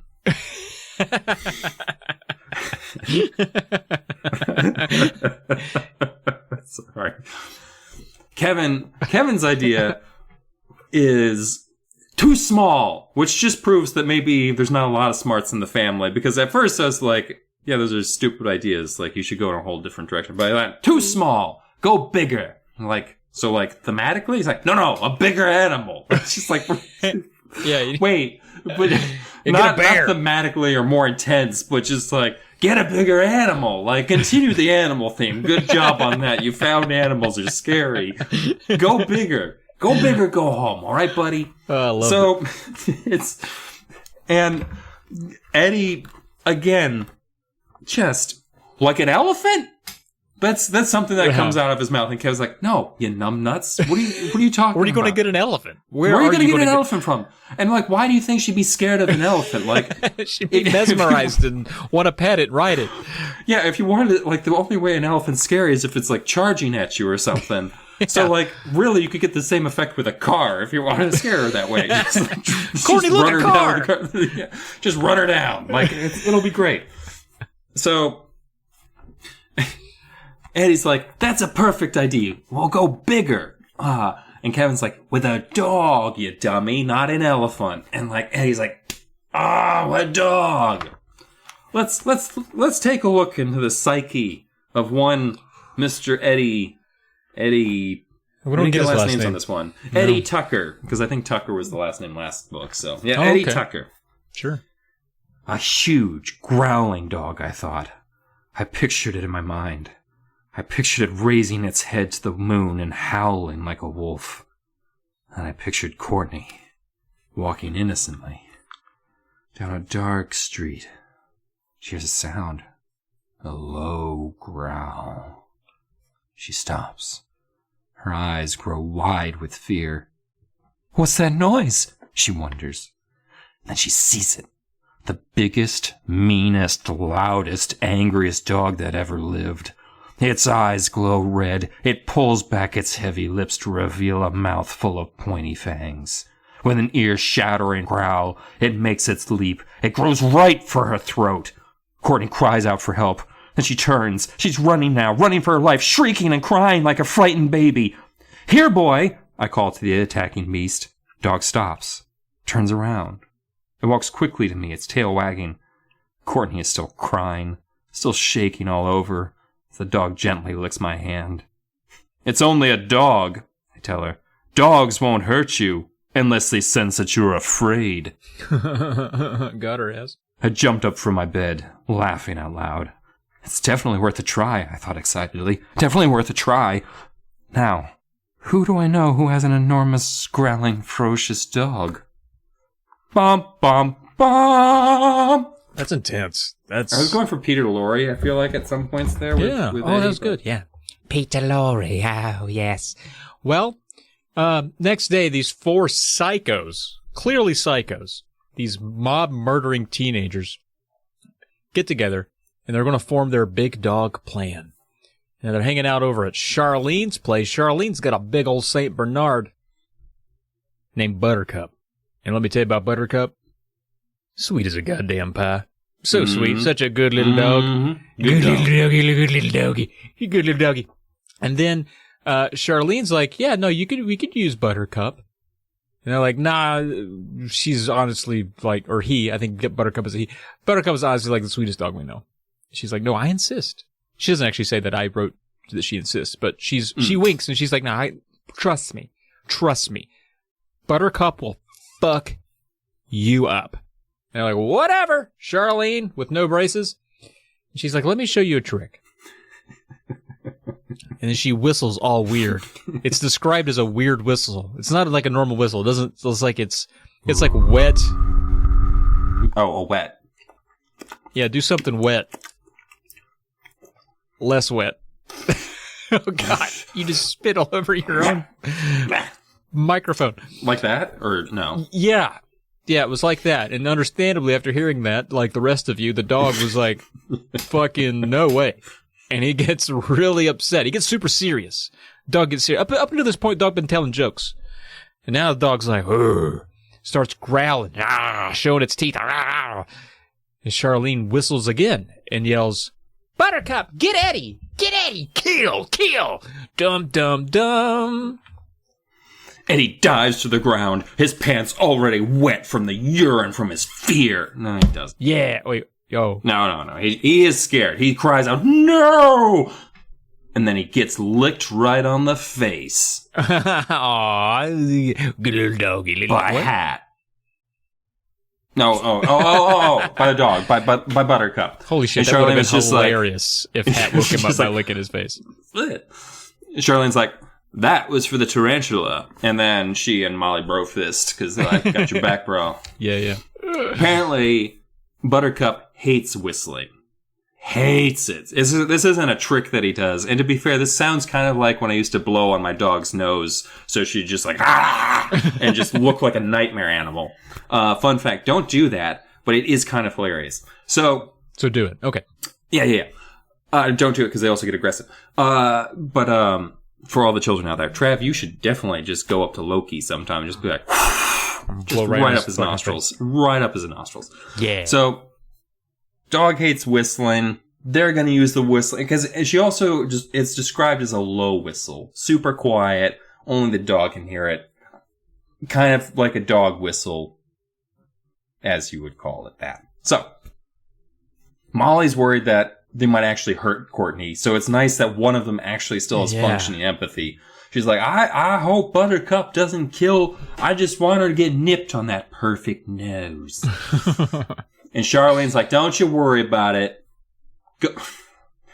Did you phrase it like this on purpose? Dog goes soft when the whistling stops? I knew you'd pick up on it, but yeah, I did. I was like, well, the dog went hard when it was whistled at. Yeah, he did go hard. It was real scary. I actually did that to a friend of mine once. We were walking down the street. The dog, it was a 30-pound terrier mix. Not a very big dog necessarily, but we're just walking down the street. I grab my friend's hand, and I make like he's hitting me. And I tell my dog to get him. And she does. She's just like, "I'll get him." And it's just like, holy shit. Yeah, it was great. She was pretty fat, too, though. So he got about half a block before he realized that she stopped like 10 feet from me and had come back. She ate a lot of Pop-Tarts. Anyway, they realize that Denise and Courtney like to hang out at a treehouse. They know a lot about Courtney. Also, how do they know about their treehouse plans of Courtney and Denise? Also, what are Courtney and Denise getting up to in this treehouse? This treehouse is just so much is going on here because we find out later a man is pretend murdered in this treehouse. Like, did they get filming permit? We'll get there.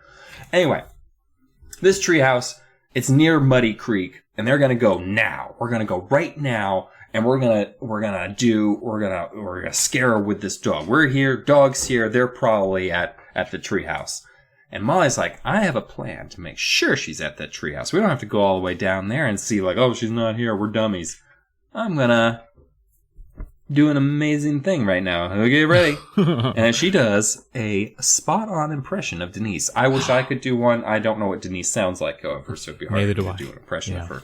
So, and she's like, "I can do lots of voices." And then I think it's Hat's just like, "Oh, you should also, like, when you get older, you should do a bunch of, like, cartoon voices and stuff. You should, especially Daffy Duck, because, you know, you already kind of sound like him. Hey!" Yeah, he thought that was a good, I was like, man, honestly, if you could, that's good money. Good stinger right there. Because now there's like 6 different people doing all them Looney Tunes. Like, it used to just be one guy, but now we could get like Molly up in there and she'll just be like, boom, boom, boom. And then she uses her natural voice for Daffy the Duck. Hey! So, I don't know what's going on with my accents. I'm so sorry. For the people listening, to Travis, to the bird who has to listen. I'm sorry. But, so she calls Courtney. She's like, hey, Courtney, this is your friend Denise. And Courtney's like, what? She's like, yeah, it's Denise. Hey, you want to go to a treehouse and make out and look at animals or some shit? I don't know what we do in the treehouse, but let's go do stuff in the treehouse. I'm Denise. And Courtney is just like, that's super weird that you're Denise, because Denise is standing, like, right next to me. Bum, bum, bum! Oh, snap. Plan foiled until another day. Didn't think that one through, did we, kids? Oh, geez Louise. Should have seen where Denise had checked in on Facebook. That would have been my first. Mm-hmm. I would have looked there. Yep. But no, the now days they're go going to use *69, and they're going to figure out just who called them. I know, right? And even if it's a long-distance number, they can use 10-10-321 from anywhere in the country, even Canada. Canada. And then it sounded like you were about to put an adjective in front of Canada there, bud. Even sweet Canada. There you go. Now, Sunday it rained. Days are going by. Sunday it rains. They can't scare her on a Sunday. And this happens to be the Sunday that it rains where Kevin was actually going to finish his Mud Monster movie that day. But, ironically, too muddy to shoot it. That's tough. Can't control for all the weather events when you're doing production. I get it. So a week drags by, and they're still fueled with hate. None of this hate for Courtney has slacked. It didn't get rained out, They went about their daily life still just hating fucking Courtney. And a week drags by. Then they head on into the woods to do this. And dog, Buttercup, just being kind of lazy, being kind of a dick, not really participating, kind of sniffing and doing all kinds of other stuff that dogs do, These are a group of kids that get mad at a girl for being good at school. They get mad at a dog for being a dog. They don't really understand things. Also, a Saint Bernard, not known for being fleet of foot. I'm just putting that out there. Yeah, I imagined all 4 kids riding it. So anyway, so these 4 kids are riding a dog into the woods, and Eddie decides to hop off the dog and sneak ahead because he wants to go make sure that Denise and Courtney are actually at the treehouse. He wants to go and check ahead. So he goes and to tell the others, and sees them there. He's like, "Oh shit! I see they're up. I see them up ahead." Runs back. He's like, "It's on, guys. It's on. We're going to do this." So, all right, okay, good. Now let's. I brought some shaving cream. I don't remember who did this. Somebody brought some shaving cream. It was Eddie. Eddie brought some shaving cream to slap on. This also upset me because they're like, probably not a good idea to put. What if he eats some of it? That can't be good for Buttercup. Yeah. They don't give a shit about that. All they want is some froth. They want him to look rabid, like old Yeller. He's my dog paw. That's what they want here. So they go to put a little frothage on the corners of the I guess just to up the ante a little bit. Make this sweet looking Saint Bernard from that Beethoven movie in the 90s. Make it look mean. And Charlene lets Buttercup off the leash, and he immediately spots a squirrel. He's like, "Oh, fuck yeah, squirrels," and chases it, leaving the others in the dust, shouting out loud for the dog to come back. Now we lost our scare thing. Dum dum dum. Well, I can't find Buttercup, and Charlene is starting to get a little concerned about that because she deliberately took her dog out into the woods far from home, took him off his leash in the hopes that she could make someone upset. So Charlene's a pretty bad person, and she should feel bad. So they decide to all split up to look for the dog. And doesn't take long for Eddie to get lost on a path, which... Kids are just getting lost all over the place, man. This book and the last book is just kids somehow on a path getting lost. At least this is just the one time. He doesn't get lost again in the next chapter. So he calls out for his friends, and he's like, "Hey, friends, where are you?" But no one answers back, mostly because his friends are sociopaths who probably take joy out of him being in pain and scared as well. Sure. But then... he hears some loud footsteps approaching. He's like, "Oh, thank God. Maybe it's a friendly dog like Buttercup." Nope, it's actually another dog with actual red eyes, and it's fucking huge and as big as a pony, black fur, and it looks basically like the monstrosity that he hoped would eviscerate Courtney. And with no sense of irony whatsoever, Eddie's terrified, and the dog leaps for his throat. Bum, bum, bum. Nice doggy. Not a nice doggy. Hat shows up, and together they scare the dog away. Thank God. Hat shows up, and it's like, burger, burger, burger, burger, burger. And the dog runs away. Thank God, we're saved from the big black dog. And then... Sorry, I don't know why that got me so... And then Hat and Eddie, they meet back up with Charlene and Molly, and they can't find Buttercup. Oh, shit. Well, can't find Buttercup. Charlene's ballistic. She's sad now because, that's her dog. And it's a big dog, and it's going to be missed at home. I guarantee it. And so they convince, all three of them, they convince Charlene. They're like, hey, look, Buttercup probably just ran on home. Dogs don't really get all that lost. It probably smelled its way back to the house. Let's just head on back there now, Charlene. What do you think? We just fold it in on this one. So they leave the woods, and then on the way out there, they see Courtney and Denise out there at the curb. Because in Arlo Stein's world, it's forests and then immediately sidewalk at a curb. Everything meets up with a sidewalk here in it's true, yeah. Here in Goosebumps Land.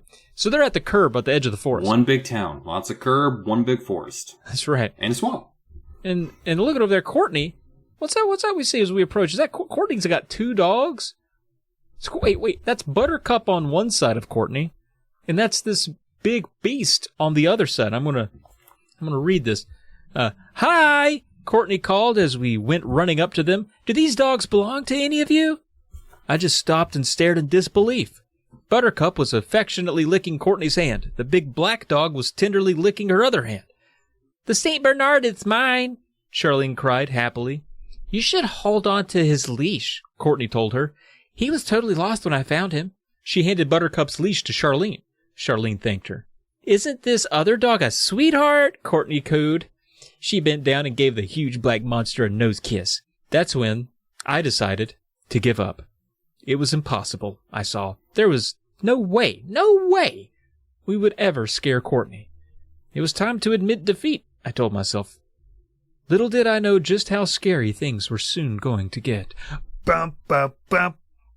Their icy hands wrapped around Eddie's throat. He screams. Charlene, little tense, chicken shit. Turns out she was holding a can of soda. God damn it. Really scared him. But cold hands. Same from Piano Murder book. Mm-hmm. Oh, come on. It's a couple days later. We're all hanging out. They're thinking about giving up. Eddie's like, Buttercup's a traitor. Fuck that dog. Which I appreciated. I like that. I was like, yeah. They're all bummed out because their plan to torment their classmate is failing spectacularly. Thank Christ, because otherwise they'd all be in juvie at this point if they had successfully carried out any of their machinations. But he decides, you know what? I'm tired of this. I'm gonna go home.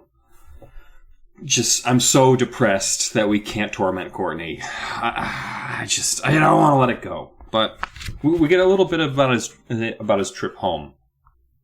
I was passing by an empty lot, a long rectangle of tall weeds and overgrown shrubs.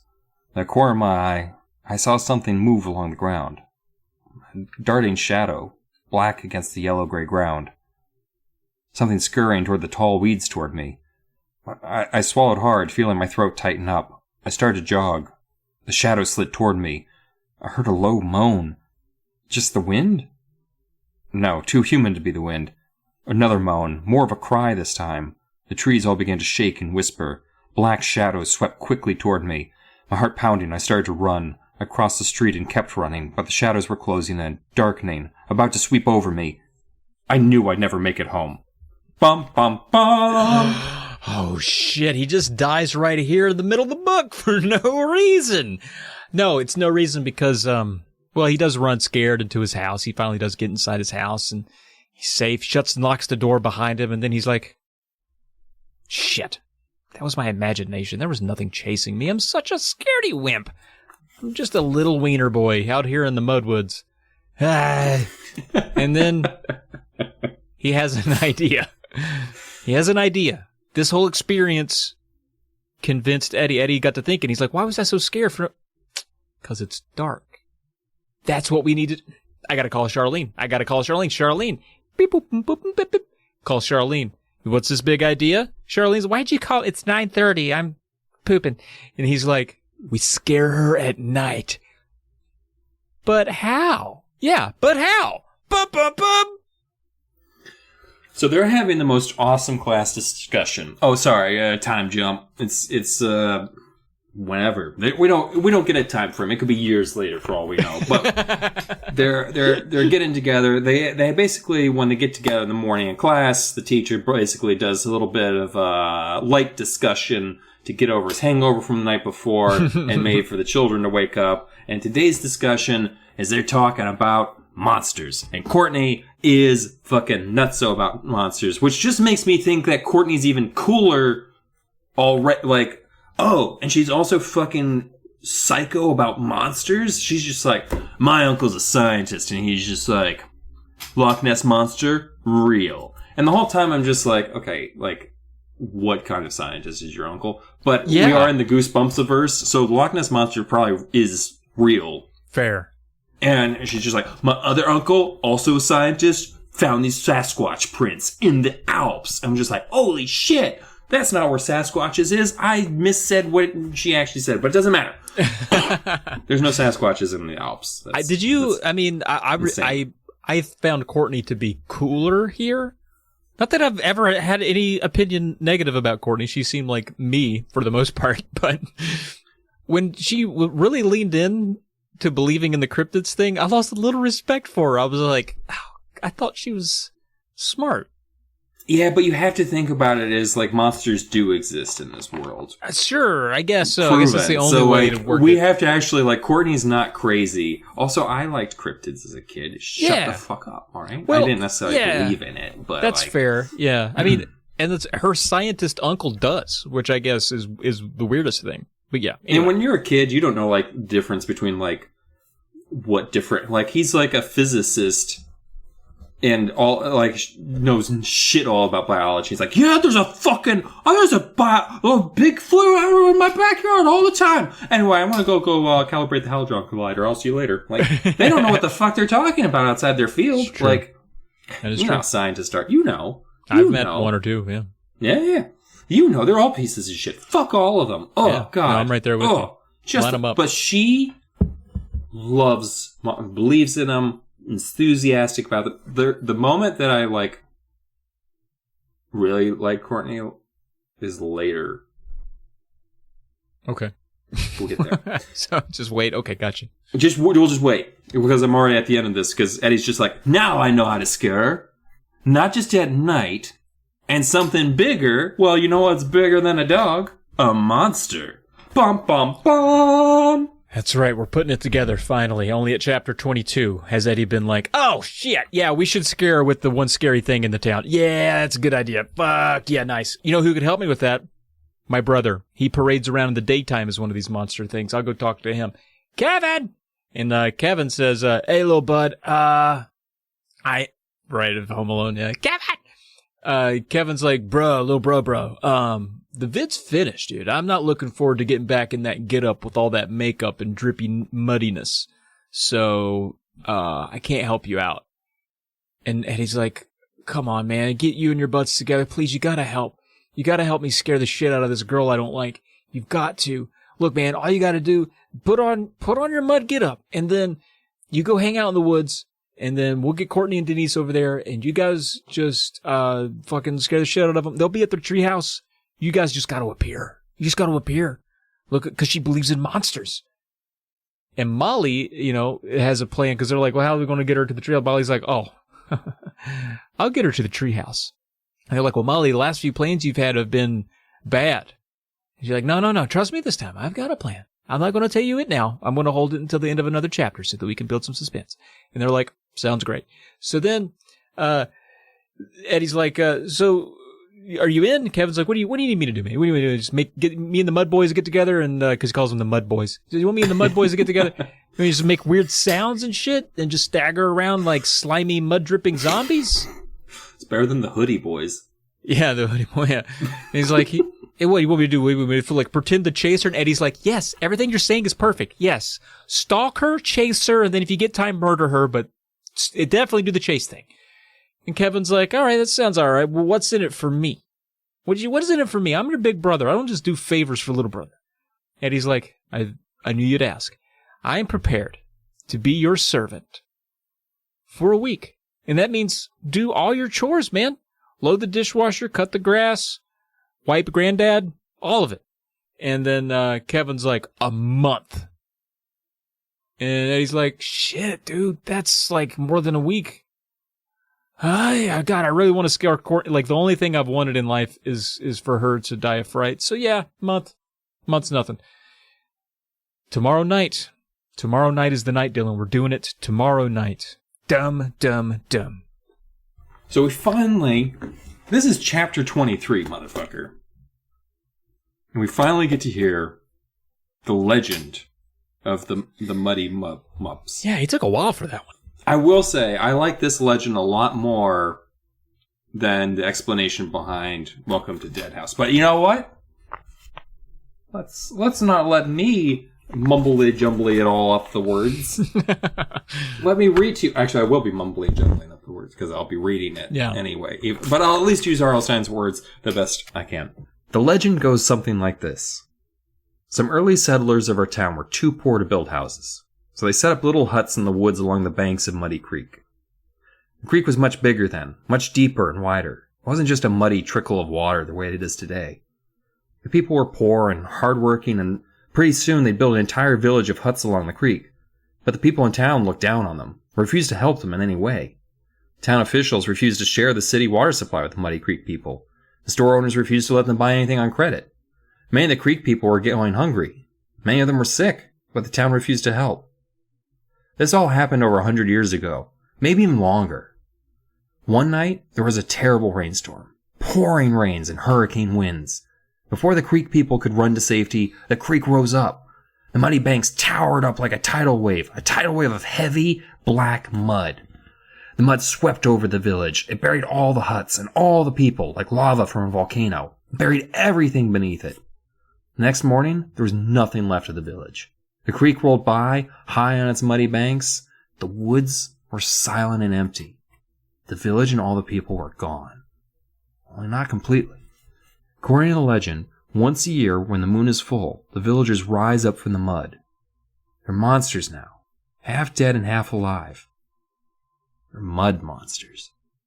Once a year, the mud monsters pull themselves up from the muddy graves to dance in the moonlight, and to seek revenge on the townspeople who refuse to help them.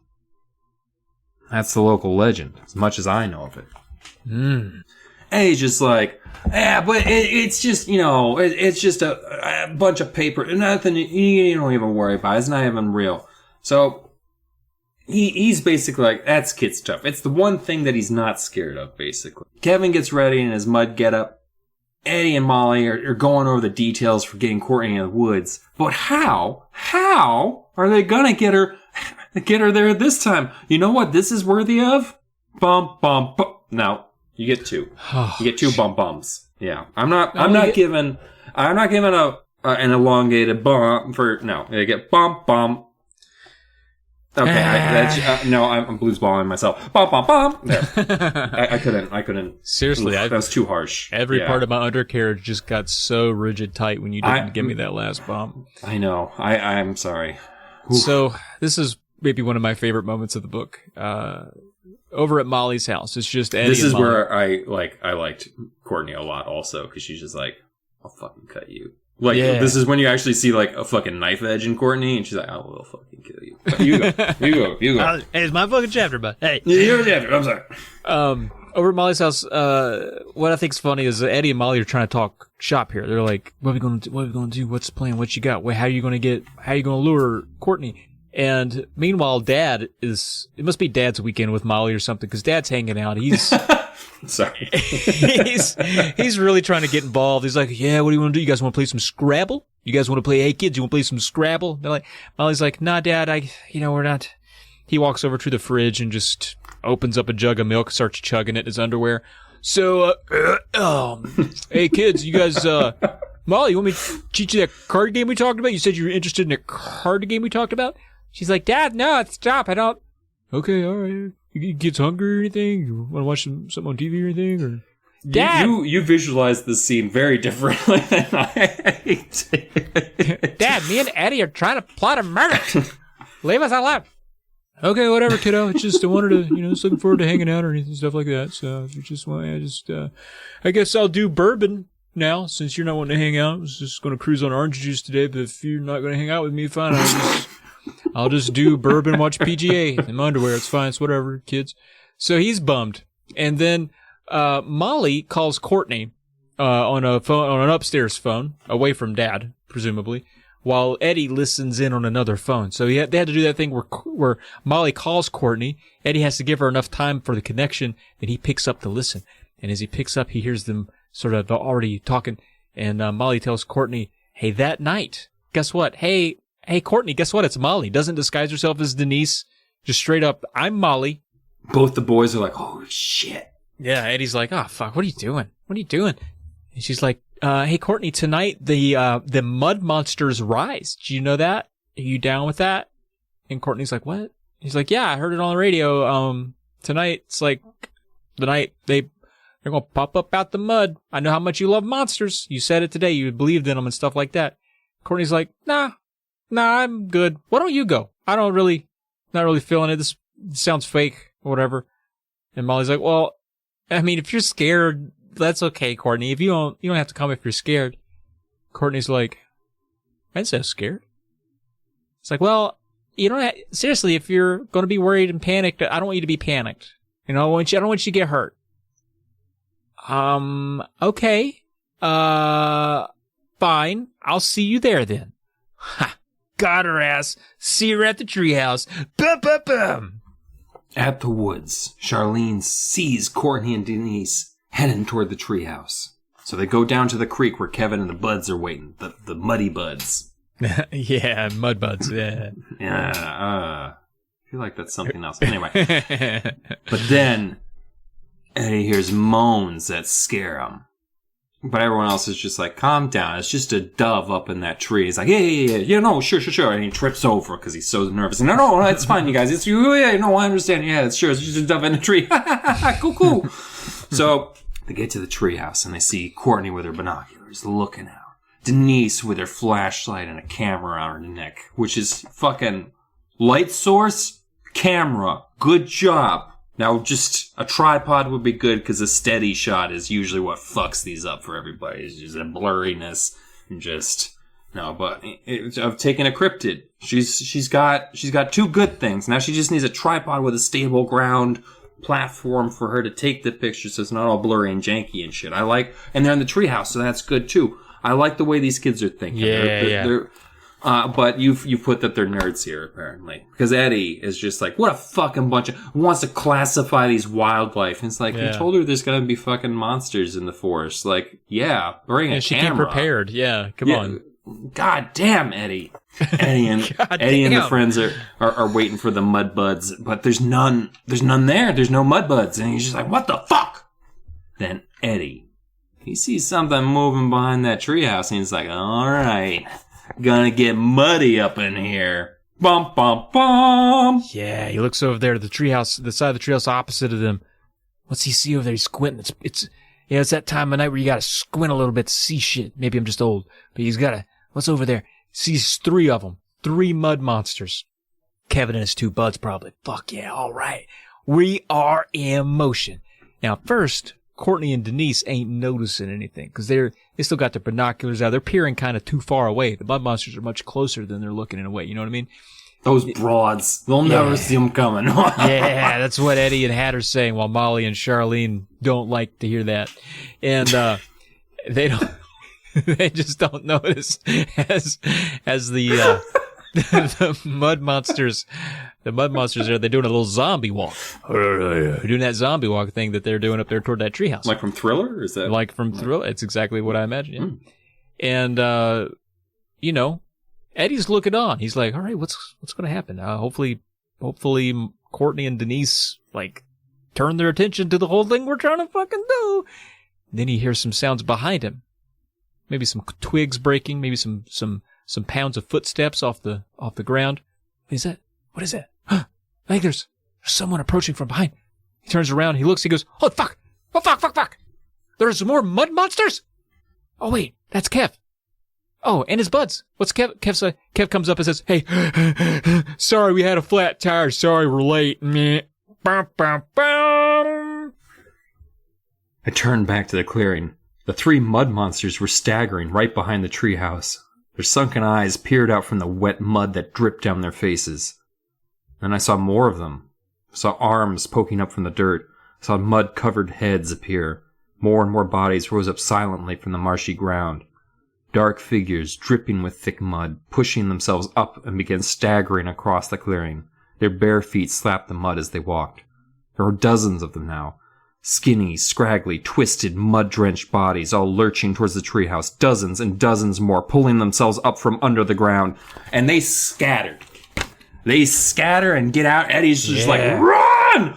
Courtney, there's monsters! And they just, Courtney screams a lot. There's a lot of screaming from Courtney. Denise is like, oh, I'm also scared, and starts screaming too. Everyone's screaming. Eddie's screaming. Kevin is just like, oh my God, I'll scream too. All these children and there's monsters. And everyone's just booking it. Then we get a little 2 weeks later. As everything fades to black. You don't think they found their bodies like... No. Everyone's okay. Everyone's good. You don't think it was like a Memphis 3 situation? Yeah, no. This wasn't a Memphis 3 situation or that other thing we were talking about before this started. Oh, my God. But everyone got away okay. Oh, in fact, Courtney seems even better than before. Like, even though she, like, pissed her britches and filled her trowel with a ton of shit, she's still, like, she fucking got her religion proved. Motherfuckers. So she's just like, the Mudmen are real motherfuckers, and I've got photographic evidence. Here's the tabloids. Everything's coming up, Courtney. Her dark empire spreads from this point. Anyway, but meanwhile, the Fearsome Four don't really leave the house anymore. They're kind of shut-ins. They're a little concerned about everything. And Eddie's just like, There's nothing we can do to scare her. Like, she's unstoppable. She's a force to be reckoned with, and we've basically given up as well because we're also too scared. Yeah. Bum bum bum. The end. I also like the idea. It's just like there's a thought in their heads of like, we're gonna have to try again, right? Like, no, motherfucker. Mud monsters didn't work, but then they're like, "Oh, we're just too scared." Yeah, what are you gonna? You gonna find more monsters? I don't know what you're not gonna do anything. They need that elephant. That's what they need. That would really get her, I think. Yeah. But yeah, all said in the end, yeah. What do you think? Let's just jump right in. What are you thinking? Oh, God. I mean, I don't like when there's no supernatural stuff. This to me felt a lot like Night of the Living Dummy, except not as much fun, and also the supernatural stuff started so much later in this one. But there are things I enjoy about it, especially on thinking about it. Like he did such a nice continuity thing, like that absurd thing where like the whole time. It's like Kevin's working on his movie. He's about to wrap production on his movie. He's filmed the last shot, but he's still got the costumes out, so he'll scare him. Then when we cut 2 weeks later, he's done editing it. Like there's this through line through the whole fucking book about this movie that's not even really part of the book. Yeah. There's this other through line of like there's just all these little details that he keeps like lining up throughout the entire thing and pays off all throughout. But it still fucking drives me crazy because like it's these 4 shitty kids who were just trying to terrorize their classmate for one thing that she did wrong, which was kind of give them a hard time about being scared of a green snake, which, yeah. Yeah, I mean, it's a green snake. Don't seem common. But yeah, I am agreeing with you. I thought this one was a kind of a fun ride for the most part, but just didn't have any like what I would consider like good classic spooky elements. Like even the descriptions of the mud monsters. I mean, there's only so much you can describe about a mud monster. They're just monsters with mud on them. You know what I mean? Yeah. Like, I don't know. I just fell short in especially the in a part. Children's book when they're like they are supposed to be zombies and horrific undead things, but like how much... I'm sure he was just like, I wish I hadn't blown my wad on the face falling off during the piano book. Like, that would have been great for the mud monsters. Remember the ghost your face falls off like clumps of clay and shit? That was cool, yeah. Yeah, there's stuff like that. But I think it was a fun story. In fact, I was taken by this one like surprised, because in this one, it's rare that our protagonist could be considered the bad character, and in this one it was very clear, and it became like, for a while I was questioning like the morals of the book. I was like, really, am I supposed, because I don't like, he's not done a good job of making me hate Courtney, but that was never his plan. His plan was for these kids to just keep failing at their mission of being brats to this one girl. And I think he does, pointing out the stuff with like the braces and stuff. I don't think these are supposed to be portrayed as good kids or whatever. Like, I'm not fucking standing up for like, oh no, he's championing like shitty behavior. Whatever. That's not, I don't even give a shit about that discussion. I just think I do think it is very much like, fuck these kids. Like, he doesn't like these kids. Like, he does not like the protagonist. Like, he's just like, this is fucking kid.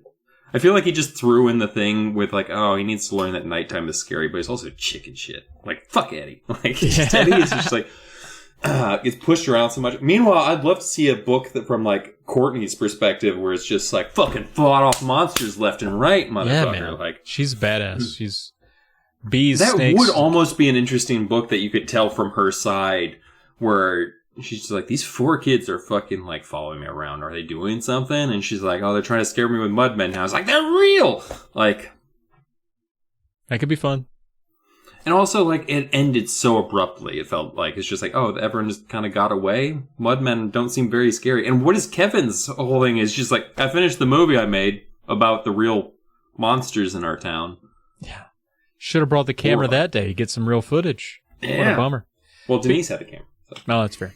But yeah, in total, I just, I think it was kind of a fun read. I liked reading it more than I liked, maybe the Piano Lessons or Murder, and that one comes to mind as one that I didn't really enjoy the ride so much on.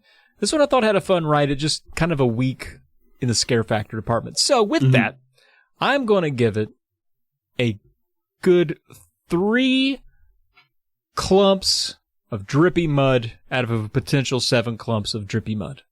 God damn it. I'll give it, I was literally gonna go clumpy too. Fuck it. I'll also go clumpy. I'll give it, would you say? Because I feel like I'm about to say the exact same thing. Clumpy mud? I don't know what I said, actually. No, numbers of clumpy mud. 3 out of 7. Oh, I was gonna maybe give it 4 out of 7. Okay. But I always go a little higher than you anyway. And honestly, that could probably be like a little... I actually enjoyed thinking about it more than I thought I would, as much as I kind of gave it static at the beginning, where it's just like, these little shits got everything they got coming to them throughout the entire book. As a kid, I really disliked this book a lot, because I was just like, fucking Courtney got away with it at the end. As an adult, I'm reading it and it's like, no, Courtney's not the villain.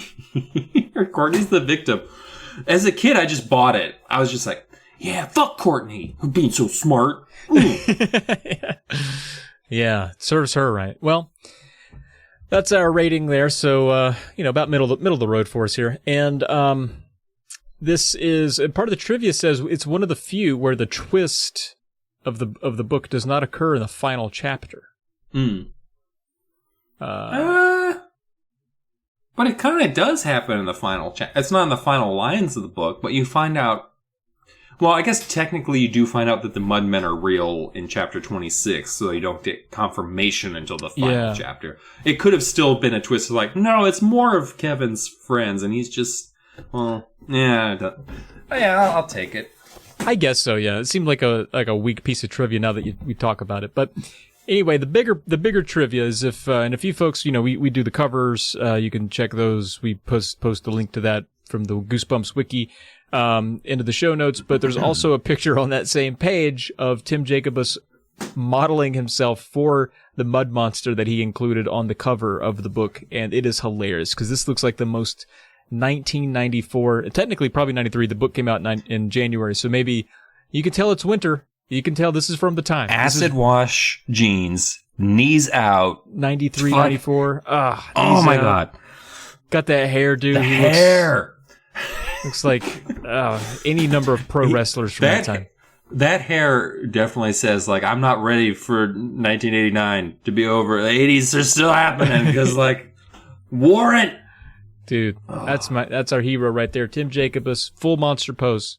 Looking pretty sweet. But that's all we got. Of course, yep, that's pretty spot on to the picture on the front of the book, too. Yeah, well, if you'd like to reach out to us, as someone did last episode, that was nice. Yeah. That's great. Technically, 2 months ago. Anyway, you can reach us at wegotgoosebumpspodcast@gmail.com. That's how you can email us specifically. Again, that email address is wegotgoosebumpspodcast@gmail.com. Or you can find us at Twitter. I saw you leaning in. No, I'm doing Twitter also. That's right. At Say Cheese and Pod, which is much shorter, and Trav came up with that one, which is, I'm sure, we wanted to mention. So that's much shorter than the email address that I came up with. But as long as Twitter is still free for the average user, because apparently that's a thing now, that they're going to charge everybody for Twitter. It's amazing. I don't know if Twitter is going to last as long as their show is. Fantastic. You can find us at Say Cheese and Pod on Twitter, as well as on Instagram. Not on Instagram, Polymedia Network. Look that out. Yeah. And we got a subreddit, which is just Polymedia. You can check that out. You can also, if you want to provide to the network, you can chip in on the old Patreon there. And anything you give there helps out the whole network of shows that we have here on. Check out polymedia.com. We got more shows over there that you're sure to like.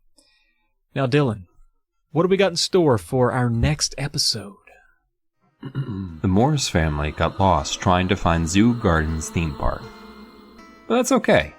They found another amusement park instead. Alright, I'm just gonna let's put the brakes on this, because obviously, like, bad idea, right? You just happen to find another amusement park. Jackpot, I would have yelled as I pulled into that one I found. Let me get to the second sentence. It's called Horrorland. Okay, never mind then. Let's go and get on out of here. Mm-hmm. In Horrorland, there are no crowds, no lines, and the admission is free. It seems like a pretty cool place. But that was before that heart-stopping ride on the Deadly Doom slide, and that terrifying experience in the House of Mirrors. Because there's something weird about the rides in Horrorland. Something a little too creepy, a little too real.